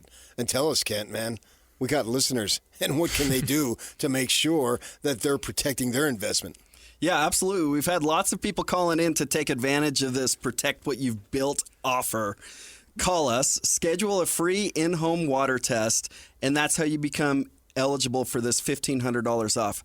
That gives you $1,500 off softened water, clean, purified drinking water, and a whole home filter that filters out all of the chlorine out of your home. But you got to give us a call, 801-509-9602. And book that appointment so we can come test your water and let you know what's happening with the water entering your home. Call today. Save $1,500. Protect what you've built. $1,500 savings. Call 801-509-9602.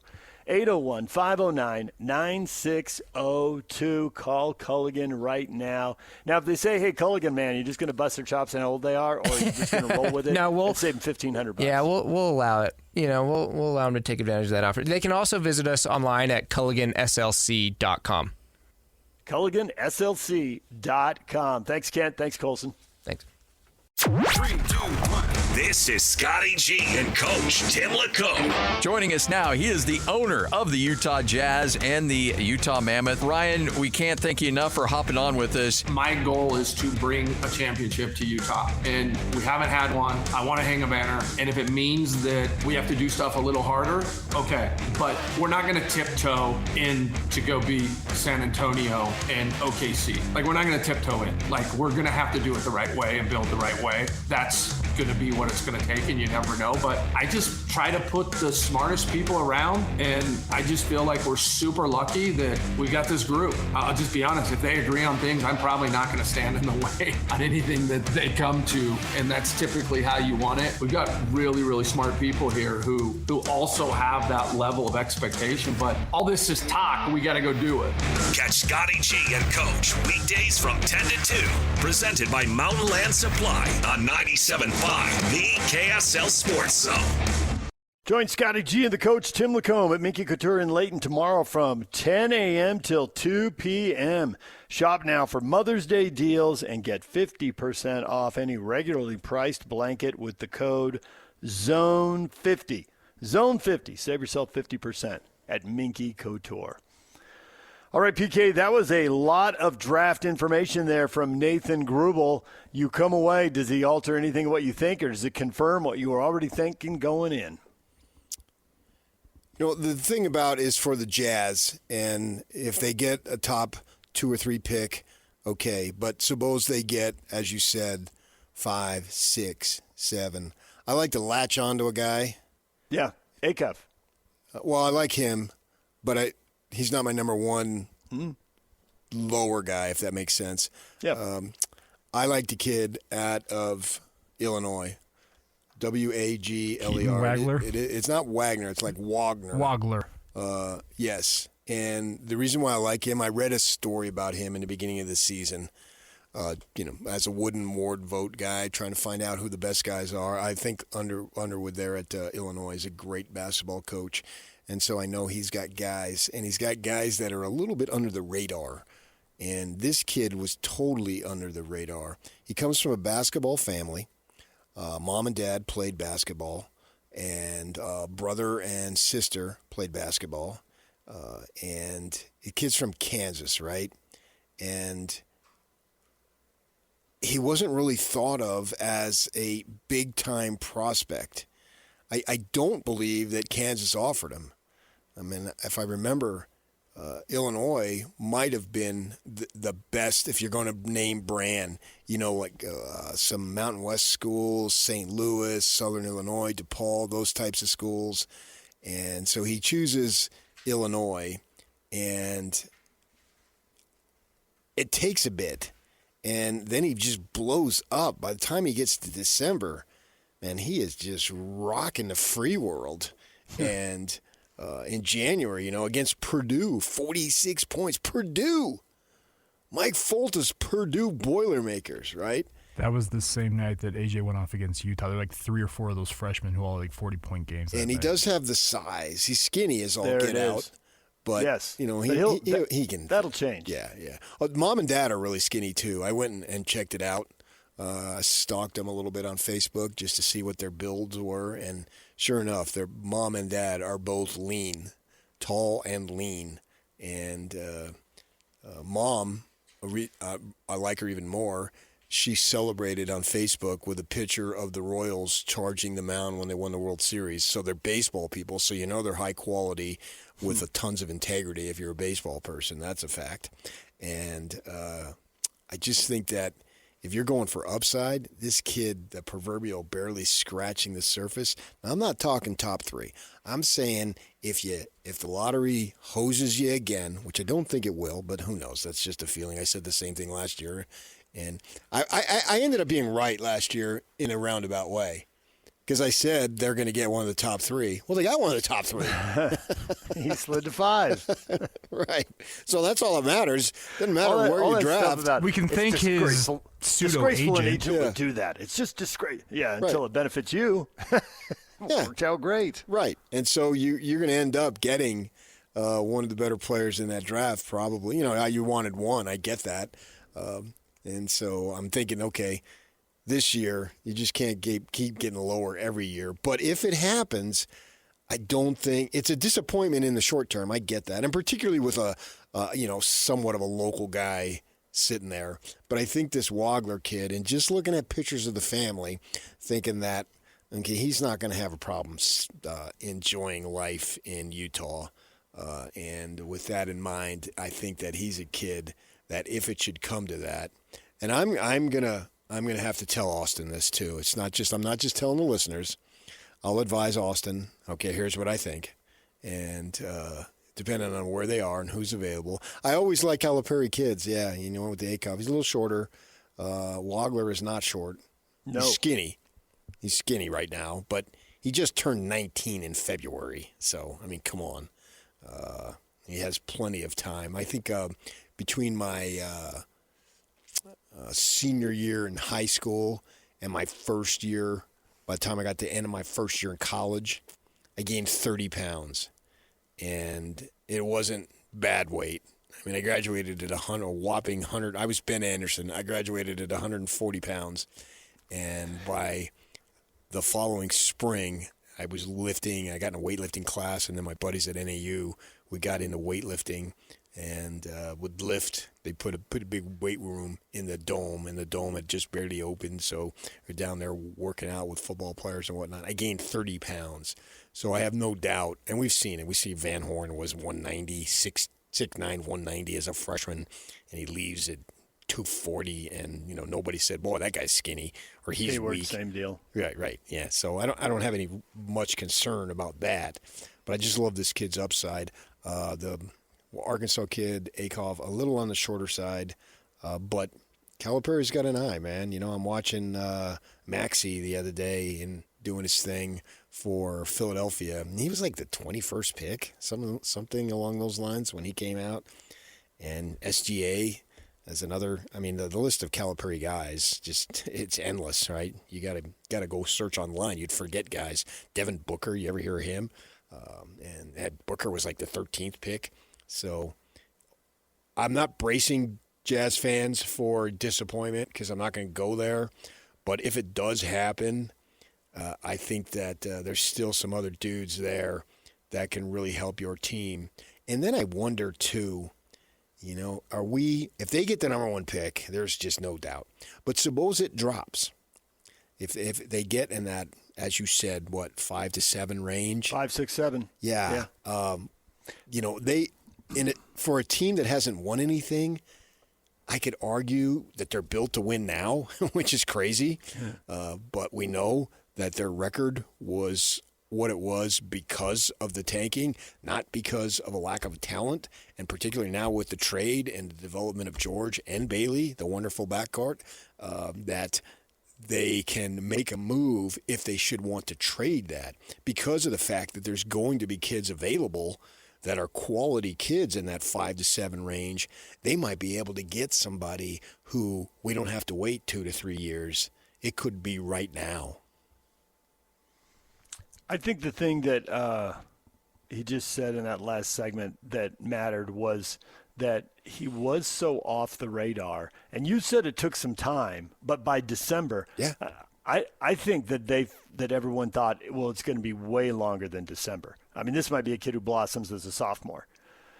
But he's in the Big Ten Conference season, and he's really good. And the fact there's no drop-off going to the NCAA tournament, scouts are always looking And they went to the Final Four?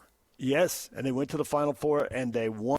And he's not awesome at one thing, which is a little bit of a red flag because you want that, but he definitely got attention, and you'll love this, is like he's not a layup or three-point guy. All the scouting stuff says scores at all 3 levels. Yeah. Has a mid-range game. And you need to have options. You need to make the defense defend everything. To have a shot blocker at the rim and to have everybody else out guarding the three-point line, that's not exactly genius-level strategy in coaching. That's pretty basic. So you've got to at least have the threat of the mid-range game. And at 19, he's already got that. And to think that he could be 10, 15, or 20 pounds heavier, stronger, while still, being a bit of a beanpole like his parents. Okay, be thin, lean, whatever the word is. He won't be the biggest guy, but he's still going to get stronger than he is now. Right. No doubt about that. All of us went through that at that age, what you're talking about. Your 30 pounds is a little bit, but a bunch of people, a bunch of guys adding 20 pounds between, 18 and 21 or something of good weight. Good weight. Yeah, good weight.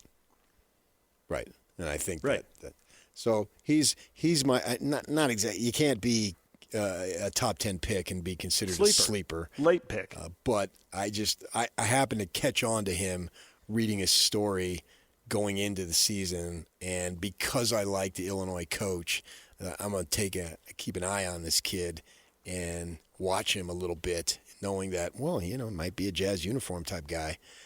So we shall see how it plays out. Now, hopefully it doesn't come to that because they get the top 2 or 3, and everybody wants Bonsa as the local guy. I mean, I don't know that you're ever going to have that. Bruce Branch next year, but I don't think the Jazz will be in the position to be hoping lottery balls break their way in the way they are now. So I think those days are over. Everyone thinks those days are over. And so you got somebody who just sort of seems almost like it's destiny if you believe in that stuff. I don't believe in that stuff until it works, and then I believe in that stuff. So I really don't believe in it. I think if it happens, it's great in the moment. But I don't think you don't approach it that way because that'll get you where you don't want to be. So we'll see how that plays out. Obviously on Sunday, and that's a huge day. And I really believe it's a potential decade-long ramification day for everybody, not just the Jazz, but. Since we talk 90% Jazz, and you are going to have a lot of celebration if it breaks their way from the fan base, from the management, from the media. I mean, at this stage of my life, I've got no desire to crack on these guys unless they deserve being cracked upon. I would much rather praise them, as I was exchanging communication with Austin the other day. He's like, dude, I need a playoff team, and I need it next year. We all want it, but I need it, man. I need it. I'm running out of time here. Let's go. It's got to be now. What was the reaction to that? I need one. We were joking back and forth. I could see him. I know, but I could see him rolling your eyes. I wish you'd said that to him when I was sitting there, because I could just see him rolling his eyes and scoffing at you. He told me, he said, you don't have to tell us. I'm working on that for you. I mean, joking. I got you, man. I'm going to do this for you. It's like that one time when I was in Wyoming. That's good. When I was in Wyoming and I had a flight. It was a day game. And I asked Moose Stubing, the referee, I said, hey, I got an 8 o'clock flight out of Denver. You got to let things go, get this game covered. He said, what time's your flight? I said, yeah, it's 8 o'clock. No worries. I got you.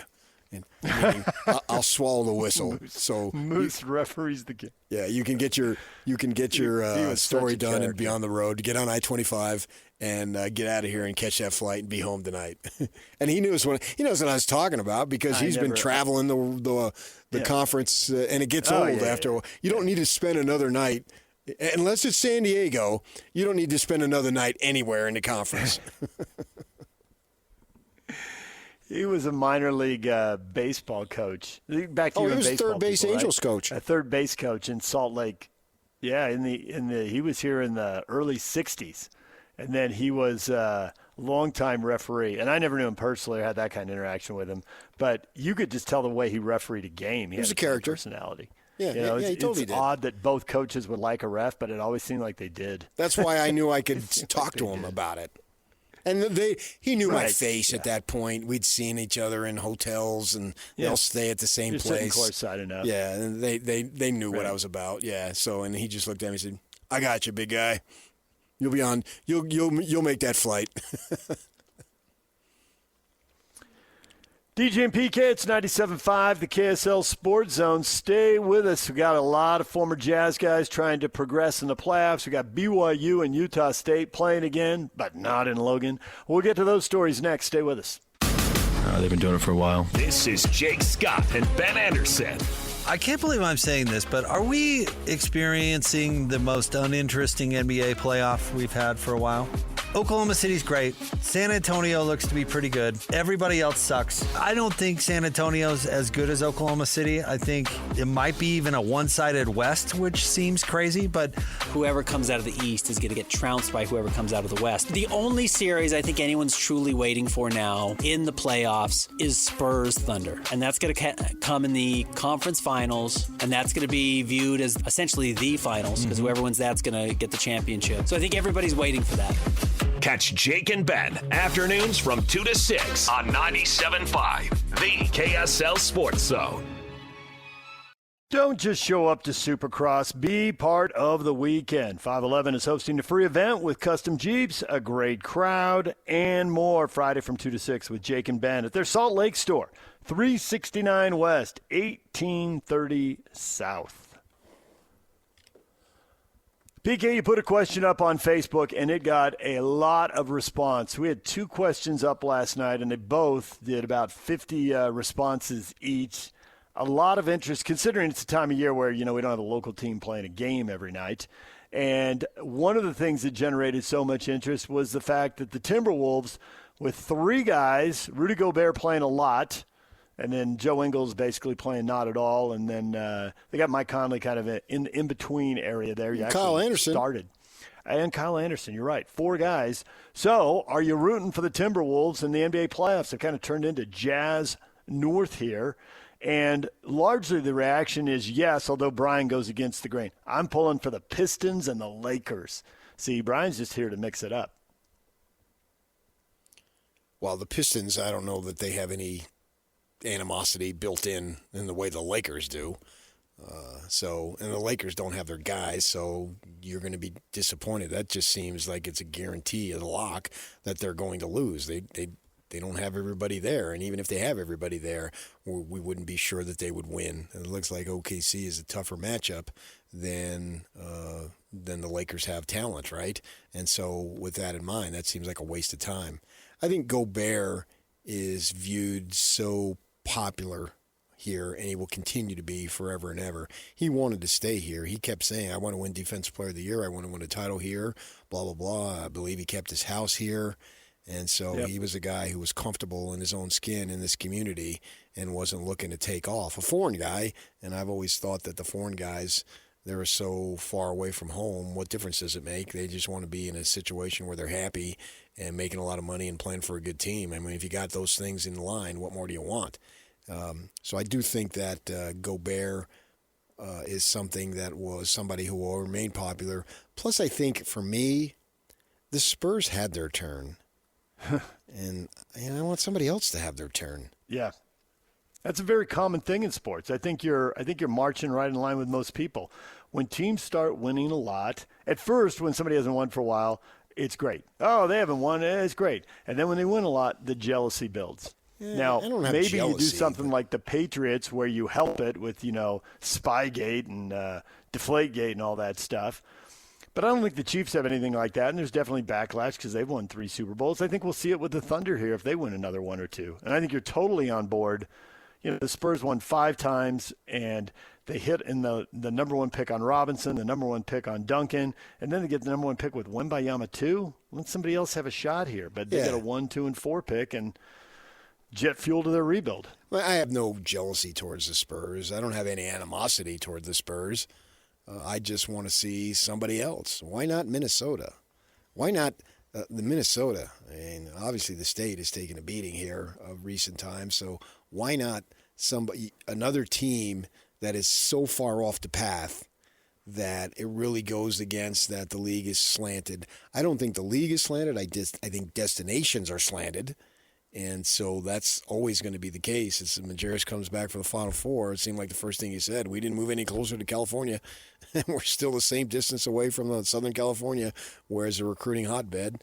And, he was right, obviously, literally, and there was no argument there. But why not see somebody who may not ever do it again? It might be this is their chance. Who knows what's ahead? So, and the fact that Rudy was popular here, and Joe, in a sense, he doesn't play, right? But he's still on the team, and he stands up and he's trying to be the best teammate. You can see it with that towel around his neck that he always liked to have. So he stands out. He's white. That makes him even more identifiable. So, in a sense, even though he doesn't really contribute, not even close to the level he did when he was here in town. And I don't see it happening, but wouldn't it be sort of storybook if somehow they manage to win the title and then he rides off into the sunset of the 12-year NBA career that didn't start till 27? And Conley, the stuff you hear about Conley and having my conversations and talking to him, it's legitimate. The guy's real. It's not phony. This really who he is. And so that would be kind of cool in the twilight of his career too. Right. He very much has the Jeff Hornacek vibe going, doesn't he? And it's legit from the conversations. I haven't been with him in every step of the way, but talking to Joe and how Conley told me one time I was at an event and he said, and that Joe had actually been traded, but he had been hurt, so he was not in town. And Mike tells me, he says, yeah, we went late, man. Quinn went really late. And so I had to text Joe, could you pick up my kids? And Joe did. It's just like a guy who has an indoor gym, because we saw it when he was doing that horse thing when we were in the COVID. Horse. Yeah. They're looking for some competition. So here's a guy who needs somebody to pick up his kids because he's running late at work. And so he calls his buddy Joe, and Joe says, oh, yeah, okay, yeah, because they went to the same school or preschool, whatever it was. I don't even remember now. We're going back several years. But Conley told me that story about how he relied on his friend Joe. Joe's, okay, yeah. That's sort of down home in a sense, and maybe only places like Salt Lake City could you have that. DJ and PK, we're joined by Culligan this morning. It is Colson and it is Kent. And guys, people are probably aware of the Culligan brand, as you pointed out, been around for 90 years. So you've adapted with technology, because if you hadn't, you'd have gone the way of Kodak or somebody else who didn't adapt. And I'm curious, what's the problem now? How does technology fix it? How do you make people's lives better, save them money, make them healthier, whatever it is you do?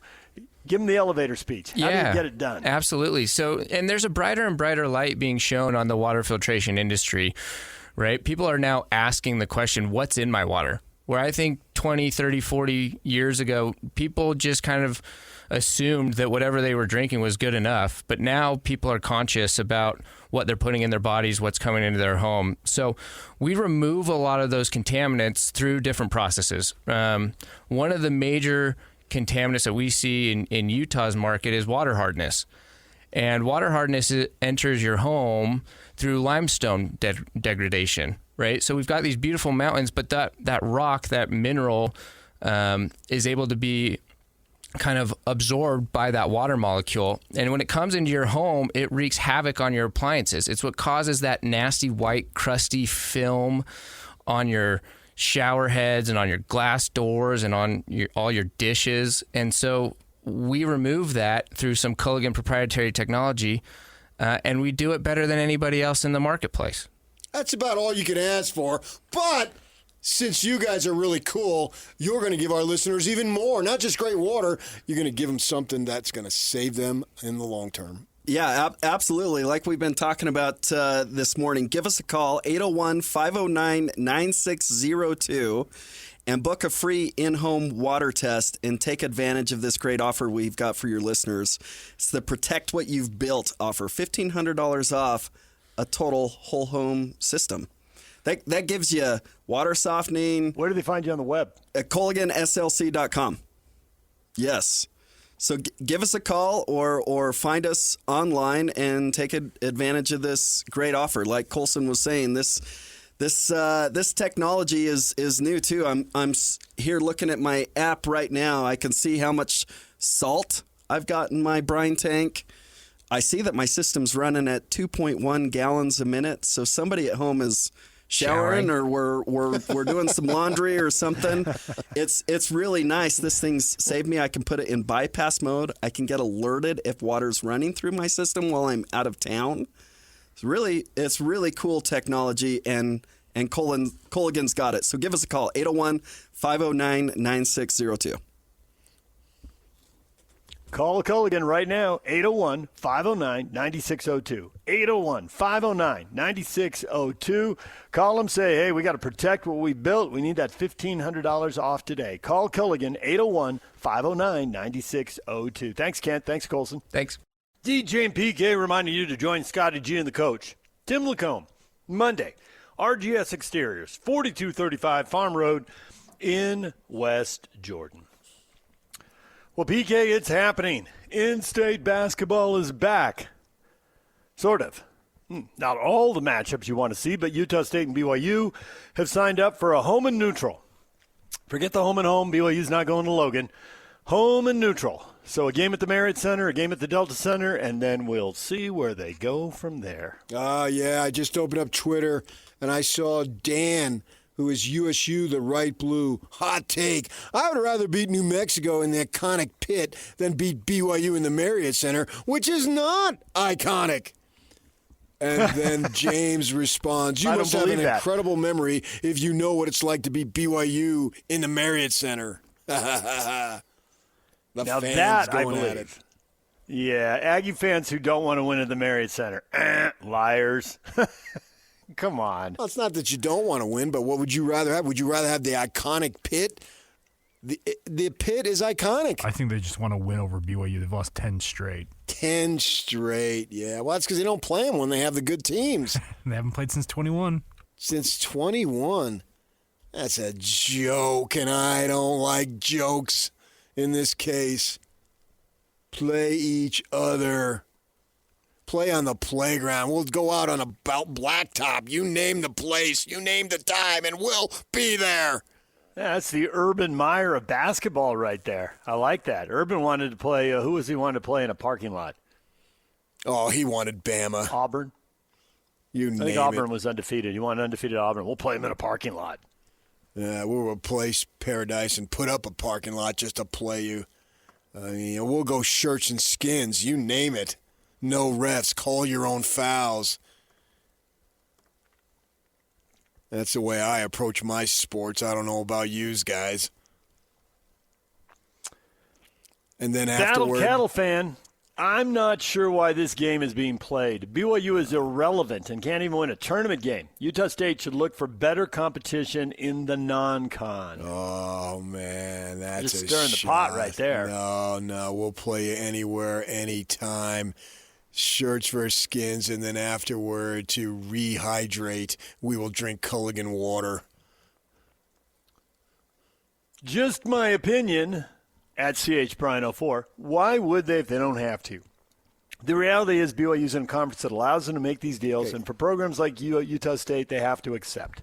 Well, why have a basketball team? You don't have to have one. I mean, BYU Idaho doesn't have one.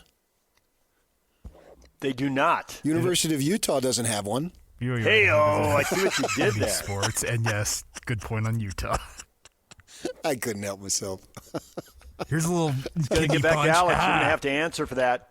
It's going to get back to Alex. Alex has a sense of humor. Hey, man. Alex said he was pissed when he came out and seen the lack of a crowd. Get Alex on. I want to talk to him. I've known him longer than Scotty G. I mean, come on. He and I go way back. There's only one guy in the media. Very upset with the crowd. One guy in the Arizona. media who covered his first college game and his last college game, who's still working in the media. And you know who that is? Jake. No. Ben. No. Scott. The coach, Tim Lacombe. It's PK. Yeah. There's only one guy in the media, and this just means I'm older as crap, that's all it means, who covered Austin Ainge's first college game as a beat writer and covered his last college game as a beat writer. Man, I go way back.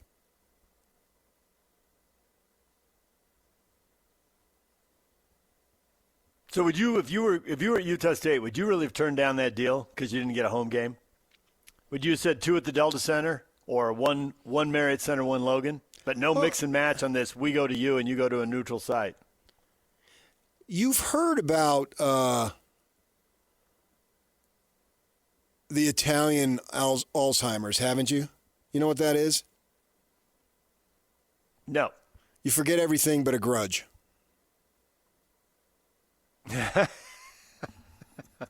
Nice.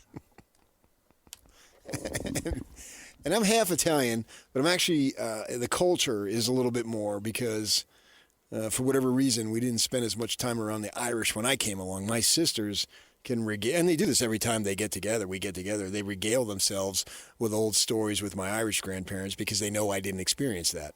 And mine was heavily, probably for one, because my Irish grandfather died when I was like 2. And my Italian side, my grandparents lived well into their 90s, and so I was out of the house and in my 20s when they died. So I have a lot more history with the Italian side. So yeah, I can hold a grudge even if it spites myself. Now, when you ask that question, if I was the AD or the coach, would I really do that? You know, I would like to say, well, screw you. That's my first inclination on everything was, forget you, only stronger. And then I try to calm down over time. Maybe that's with the help of a spouse cracking me over the head with a frying pan, telling me to calm down, metaphorically speaking. And then I think probably I get your point is that it's to Utah State's advantage. Because if Utah State goes in next year and wins that ball game, that is huge. I don't know that they would have a better win with the possible exception of Gonzaga. And you could say, well, wait a second, Gonzaga's 5,000, the Marriott Center. That's going to be sold out, blah, blah, blah, blah, blah, blah, blah. And so you could argue that beating BYU in Provo is harder than beating Gonzaga at the McCarthy Center, named after the former owners of the Salt Lake Tribune. And it's something that it's worth the opportunity because you certainly aren't going to lose anything quad one, power index wise, whatever the phrases are these days. Whereas, man, you could gain a lot by doing that. And so, although it's a little bit of a mystery because new coach, new team, you do return some guys. Here locally, we know two guys in particular, Templin and Falslev there. So it sounds like a good idea, but it may be too much of an ask. We'll see what team they have. I'm going to go under the assumption that they're going to have a good team because they seem to always have a good team. But for them, they really have nothing to lose. I think BYU doesn't have much to lose either if they went to Logan. And I also think that probably if in 2 years that Utah State has more to gain than BYU does if they beat them in the Delta Center. So to answer your question, after I've calmed down, I'm going to play them. I wonder if they could have pushed harder and gotten the 2 games in the Delta Center. I wonder if there's a part, and this is where we ought to have Ken Pomeroy on because he would know. I mean, we generally know, but he specifically knows how much of an advantage it is. Hey, go play them on the road. Yeah, it may look funny, but your ability to get quad 1 road games and to possibly, pull off a win, that is so powerful that forget the optics. Give yourself that opportunity. I wonder what Ken would advise. Yeah, that's what I'm saying. That Ken would say, "Go." I don't need, and I love Ken as much as the next guy. I would have let him in the door and not make him walk around back like you did, because I've broken bread with him. I know what he looks like, and I don't need him to say the committee's eyes would just beam wide open if next season Utah State goes to Provo and beats them in the Marriott Center. Absolutely, as I said, that would be the best road win that they could probably have, with the possible exception of Gonzaga. That's an absolute fact. So Utah State has everything to gain and really doesn't have a whole lot to lose. I also think, flip-wise, if BYU went to Logan and lost, it would not be a crushing blow. The thing about it is, when you're in the Big 12, unless you suffer a quad 4, multiple losses, virtually any loss in the non-conference, you have the opportunity to not only make it up, but make people forget about it, because that's what the Big 12 offers you. So from that perspective, they've got nothing to lose by going to Logan. I mean, the crowd would be amped, and maybe they don't want to put up with the crap that you're going to get. I don't know, you're going to get bleeped to Mormons, but you're going to get a lot of obscenities and an aggressive fan behavior probably and comments. But stick it on a Tuesday night or something, not on a Saturday where the kids got all day to get lathered up, whether they're participating in alcohol or not, but just to be amped up maybe is a better word. So if it's that big of a concern. But I'll take what I can get. If I can get one in Provo and one in Salt Lake, so be it. And as fans, we take what we could get, but it'd be good to see Utah playing Utah State. It'd be good to see Weber State getting to play all these teams again. I totally agree. I do wonder how much with NIL, the gap, and how competitive the Big Sky can be with the Big 12. That is one thing. Who cares about all that? This history and tradition and local. You don't care about the Cal Baptist and UC Riverside? Those are 40-point games too, to your point. Yep. If you're going to have a 40-point game, at least have it with Weber. Right. Yeah. That's the way I look at it. So, yeah, there you go.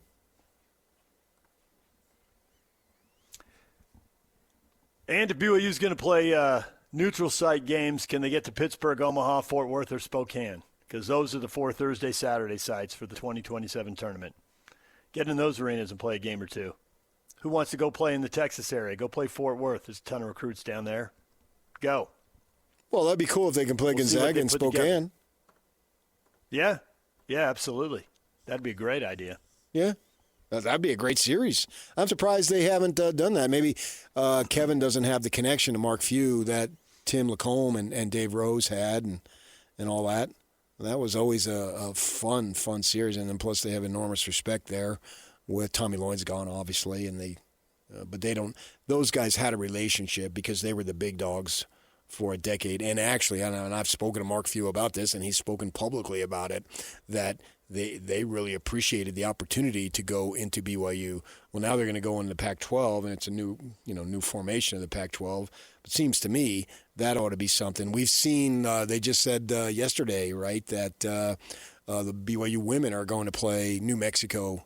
I mean, they should keep those things alive on that situation there. I mean, it's a relatively cost-effective. It's not super far, and there is a history there, and people like that, man. To see what, and they're resurrecting the Poinsettia Bowl, but to see the Wyoming people be so excited about the opportunity to play BYU. Now, they since played them again, but at that time, they hadn't in a while. And in San Diego, you could just feel it. And when the Wyoming fans showed up, it just seemed like it was familiar. It's something that I was used to. And I saw them at the airport. They were I was on the same flights as them, coming and going, right, to get down to San Diego. I covered that game for the station, and it was you could just had a little pep in their step there that we're playing BYU. For longtime fans, this is something that you literally did every year for years and years. And why not keep those things going, particularly in basketball, where you've got an ample amount of games that you need to fill your schedule with. Yeah, there's so many games, there's so many opportunities. And I'm glad they brought the Poinsettia Bowl back. That makes sense. I think Vegas should start a second bowl game. There's enough teams out here in the West. You got the Pac-12 and the Mountain West. Have them square off, and you'll get more of these games you're talking about. Why not? Do it. Let's go. And at least you keep it. It'll never be the same, but you keep it alive to an extent. And maybe I shouldn't say never, because who knows what never means in college sports. But it doesn't seem like it'll go back. But there is a history there. And BYU's playing Colorado State this year, right? And that's cool. I mean, they had some great games over the years. Lubeck had a really good team, and it was fun to go over there. I'll tease this. I sent an email to see if we can get Jim Mora Jr. on. We'll see. Jim Mora Jr., yeah. I mean, he's a talker. I can recall at Pac-12 Media, Adrian was our producer, right? And so he's producing then. And so he can hear us, and Hans was there, and they're having conversations because Hans had the relationship with his dad a little bit. And Jim is just getting so fired up, man, and he's just dropping words that you don't want to have play on radio. So the bump back music is like we're playing somebody's greatest hits, because he doesn't know. He's got the headphones on, but he doesn't know that means we're coming back, right? And he's just talking up a storm. And Adrian's got to wait. He can't pot him up. No, he can't, not yet, because his spit's flying and he's going to town. And I'm enjoying the conversation too, but I know Adrian's got to listen to make sure he doesn't bring him back too soon and have some FCC issues. All right, DJ and PK, we're joined all morning by the guys from Culligan.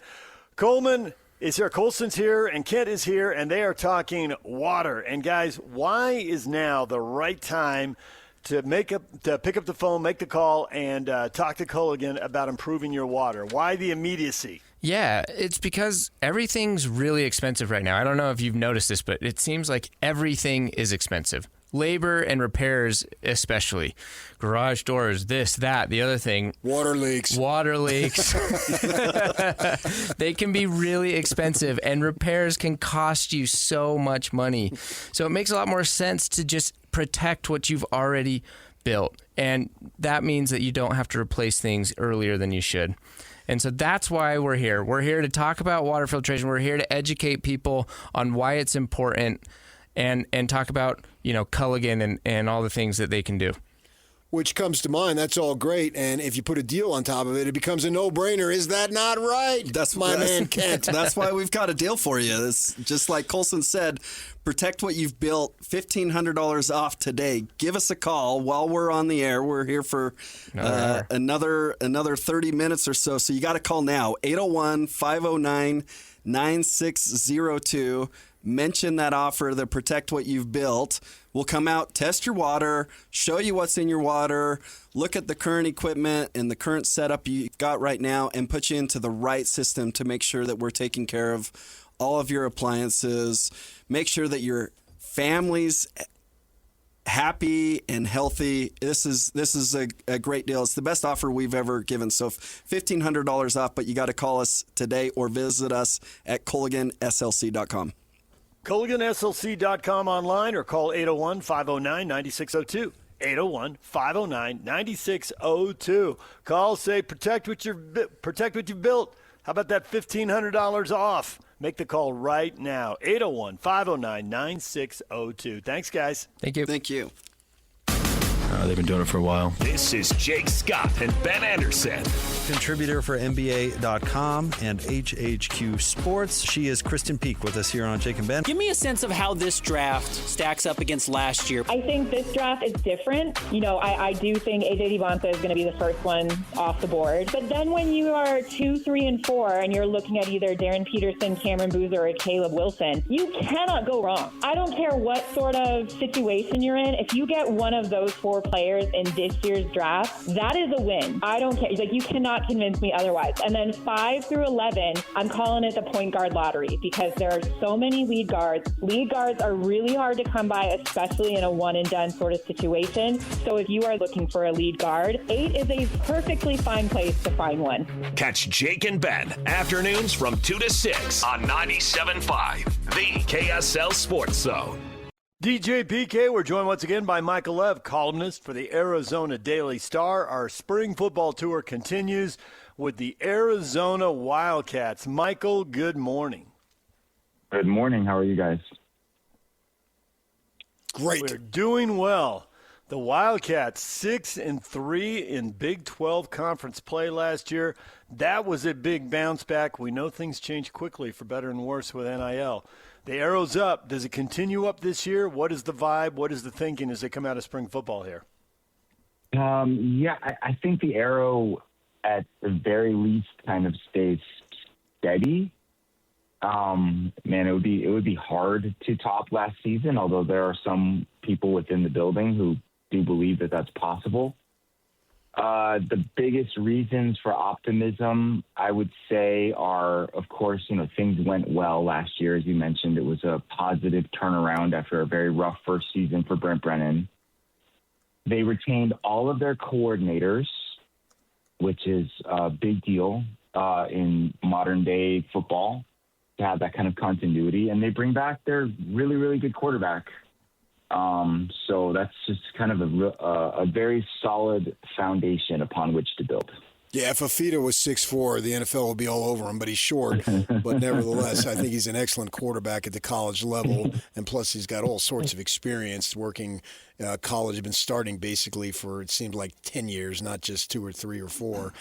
And having the continuity with the coaches when he didn't have it early on is something that's a big deal.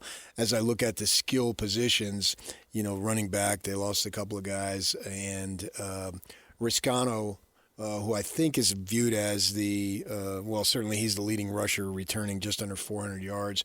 Quincy Craig, both those guys didn't play a whole lot in spring, if at all.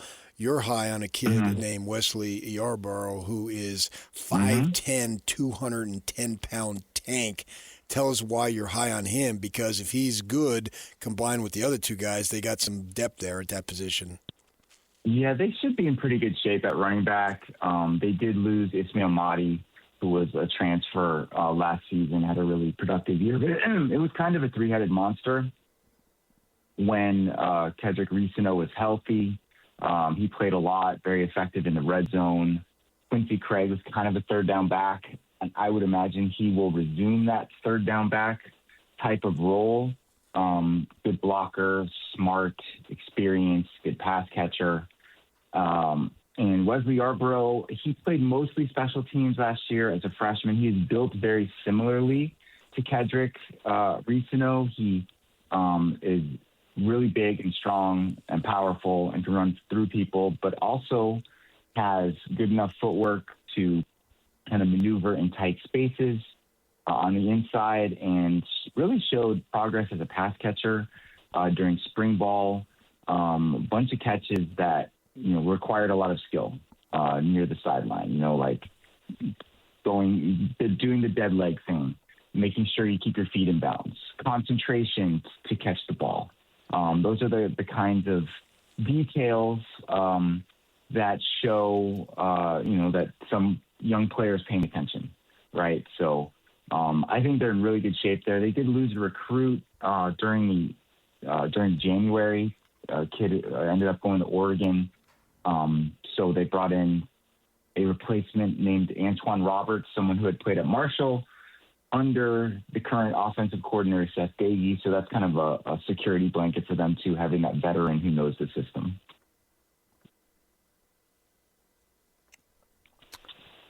The transfer portal is such a big deal. Single biggest get.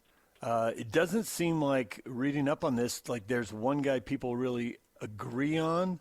Rodney Gallagher, people seem to be high on him, although his stats were modest at West Virginia. Maybe that's why he left, though. And then there's a USC transfer at safety everybody's talking about, and Matai Togai. Where's the biggest plus in the transfer portal? First of all, I think as a group, the defensive backs are the ones to watch here. If you include Tagovailoa, who they actually moved from linebacker to safety, I believe it's 8 defensive backs that were brought in through the portal. So they really, they knew they were losing a lot. They had 4 players out of last year's starting secondary drafted, which is unprecedented for Arizona. And it was a reflection of how good they were as a pass defense last year. I mean, among the best in the nation, literally top 5 in several categories. So position-wise, I mean, that's the area that they tried to replenish the most. But if you're talking about one player who I think from the portal is going to make the biggest impact this year, I would choose tight end Cole Rusk, who played a bunch at Illinois last season. Prior to that, he was at Murray State. Has had some injuries over the years, so he's a 6th-year college football veteran, but just right away stepped in during spring ball and took over the tight end position. Like, clearly the number one guy.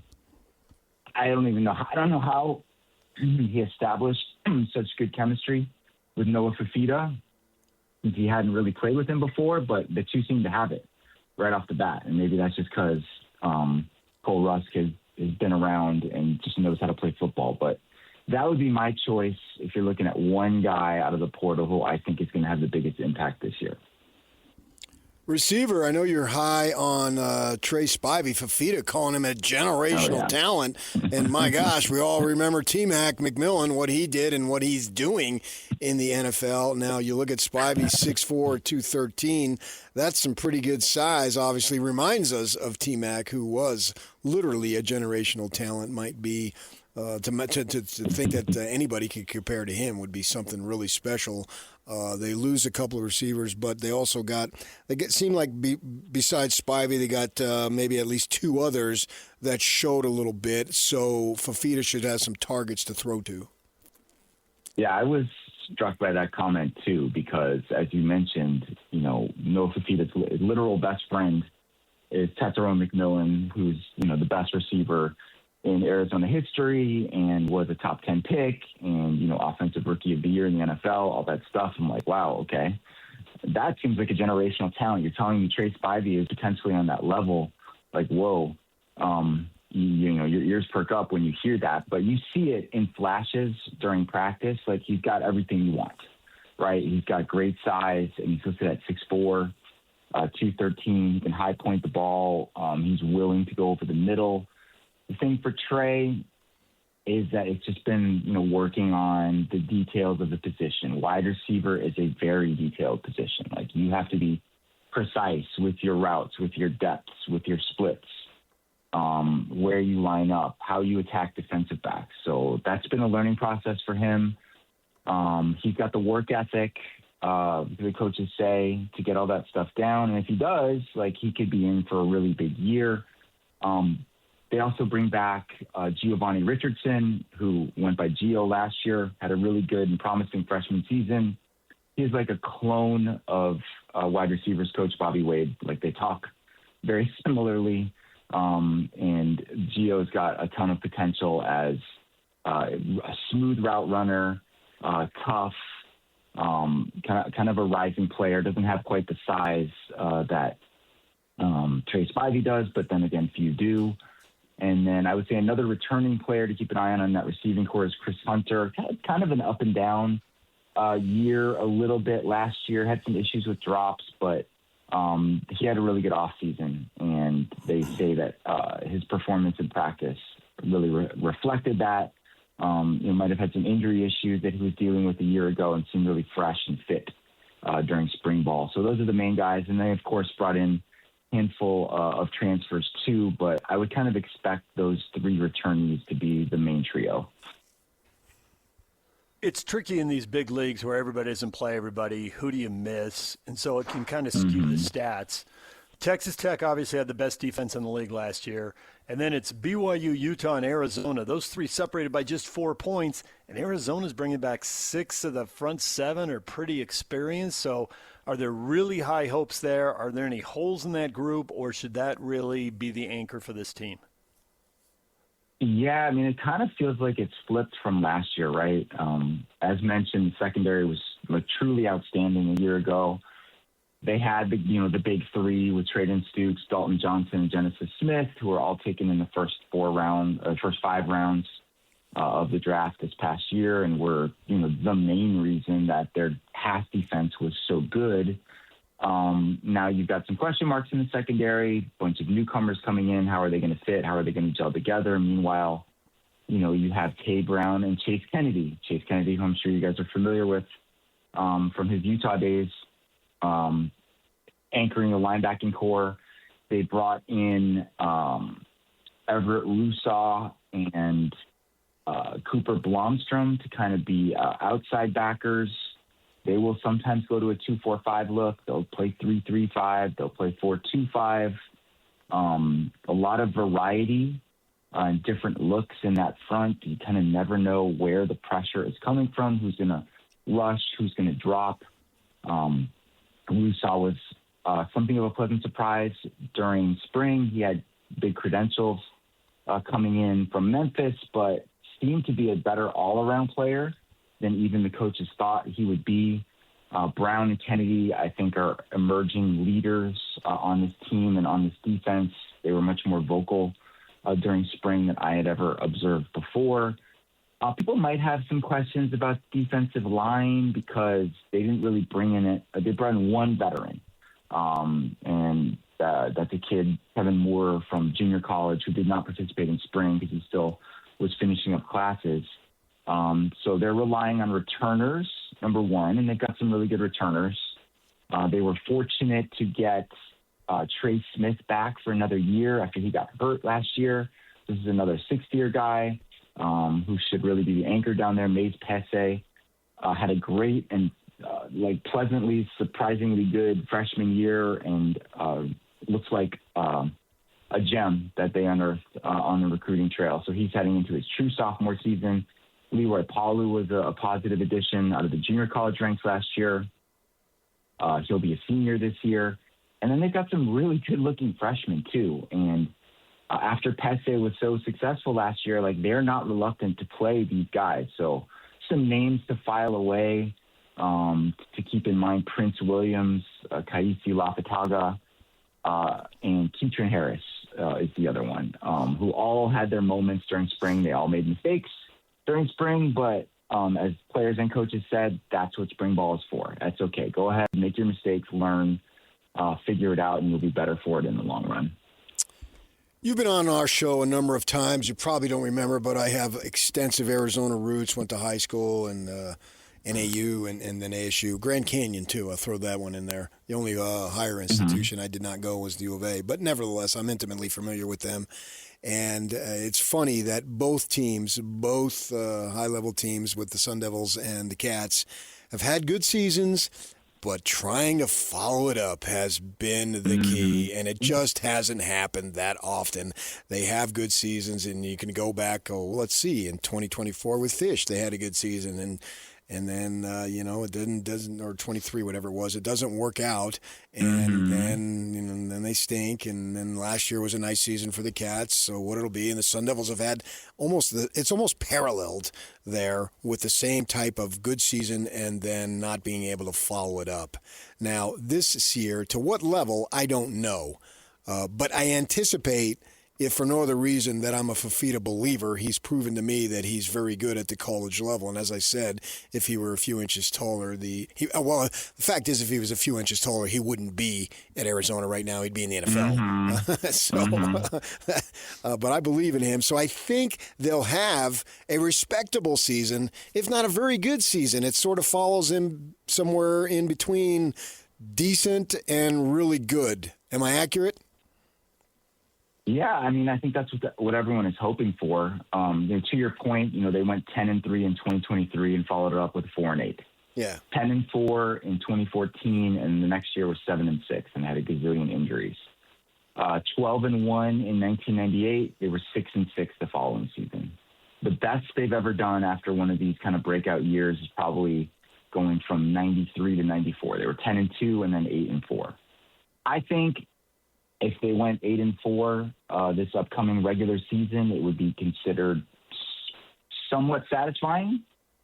Expectations might be even slightly higher. I mean, I saw USA Today came out with a top 138 a few days ago, and they had Arizona 17th in the country. So that's kind of that's knocking on the door of the CFP, right? Yeah. A lot of things have to go your way. You got to get lucky with injuries. Schedule dictates some of that. They've got a really tough game in week 2 at BYU. Very, test right off the bat to see how good you are. I think the rest of the schedule, honestly, is pretty manageable. I think there's a lot of parity in the Big 12 overall. But I think something in the 8-4 range is probably realistic. And given the history that you cited, that would probably be considered another successful season. As long as they get a W in that 12th game, too. Yes, of course. Of course. That shapes the entire perspective of the season. And, fun fact, 100th Territorial Cup this year. Oh, is it? So kind of a big deal, this particular Arizona ASU game on Saturday, November 28th. How big a deal is it to go to West Virginia and play Rich Rod, the former Arizona coach? Yeah, I think it's a huge deal. This will be the first time that they play West Virginia with Rich Rod as the coach. That will be a huge storyline here in Tucson that week, and will be a huge storyline in Morgantown as well. He was the coach here for 6 years. They did really well for the most part over those 6 seasons. Went to bowl games 5 times. I don't think that's ever happened at any other period in the history of the program. It was not, however, an amicable breakup. There were some things that were happening behind the scenes that led to Rich Rod's dismissal. He's bounced back. Got to give him a lot of credit. Like, he reinvented himself to a degree. He coached at the lower levels, took lesser jobs, worked his way back up into the position that he's in now. I know they've had massive turnover on their roster. So what West Virginia is going to look like this year is something of a mystery. But, yeah, that's going to be a really big deal. I'm sure it'll be emotional to some degree for Rich Rod and his family. Both of his kids work for the program as well. And, they grew up in Tucson, attended Arizona. His kids did. So definitely one of the dates to circle on the calendar when you look at the schedule this year. Just make sure Brennan keeps his shirt on there in Tucson in the offices, and he'll be fine. He hasn't gone there yet, but I've seen that in the past, and he's been like more relaxed and comfortable and kind of feeling, like he can be himself, like over the past year, but compared to the first year. So I wouldn't put anything past him. Well, Michael, we appreciate a few minutes. Thanks for joining us and walking us through Arizona and the spring football tour. Okay, thank you guys. Anytime. All right. Arizona Wildcats at BYU Saturday, September 12th, and the Utes go to Arizona November 14th. That's the right time for a road trip to Arizona, right? Oh, yeah, absolutely. 100%. Yes, it'll be probably in the 70s that day. Yeah, great. Yeah, it's 75 instead of 95. Yeah. Oh, yeah, it's a big difference once you get into November. That's when you finally can break from summer. All right, DJ and PK, your feedback is coming up next. Stay with us right here on The Zone. DJ and PK, it is time for your feedback. What have you got to say about today's show? Brought to you by Half Price Granite. Transform your outdated kitchen with Half Price Granite. $25 per square foot installed. Visit halfpricegranite.com. Question of the morning. BYU and Utah State. They're going at it. They're going head-to-head, PK, twice in 2 years. But they're not going to Logan. Why not? So many of these cheap shots. BYU fans, who would want to go to Logan? Do BYU fans realize there are a lot of BYU fans living in Logan? It seems like a shot at your own there, doesn't it? Well, yeah, there's always collateral damage, though. That's what you get in these battles. Collateral damage. Nice. We had the Battle Cattle fan saying, I'm not sure why this game is being played. BYU's irrelevant and can't even win a tournament game. Utah State should look for better competition in the non-con.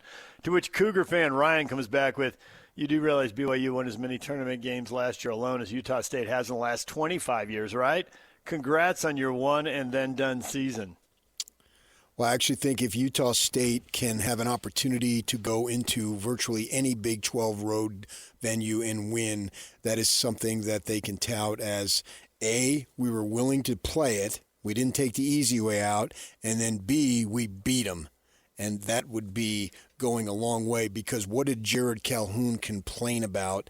He claims that, well, once we got a 9 seed, I knew that basically I had to leave. Now, I think that that's, somewhat slanted, because that's saying, well, if you got a 6 or 7, you would have stayed. No, you were always going to go to Cincinnati, and that's a home for you, and none of us begrudge the fact. But the point is that they had a really good season last year, and they still only got a 9 seed, right? Ways to get better in that is to go into a Big 12 venue and win a non-conference game. So this gives them an opportunity to get better than a 9 seed should they put together another outstanding regular season combined with a conference tournament like they did last year and have a better than a 9 seed. I get his point. You don't want to be facing the 1 seed in the second round. The other question was about rooting for the Timberwolves since they have 4 ex-Jazz guys, including Gobert.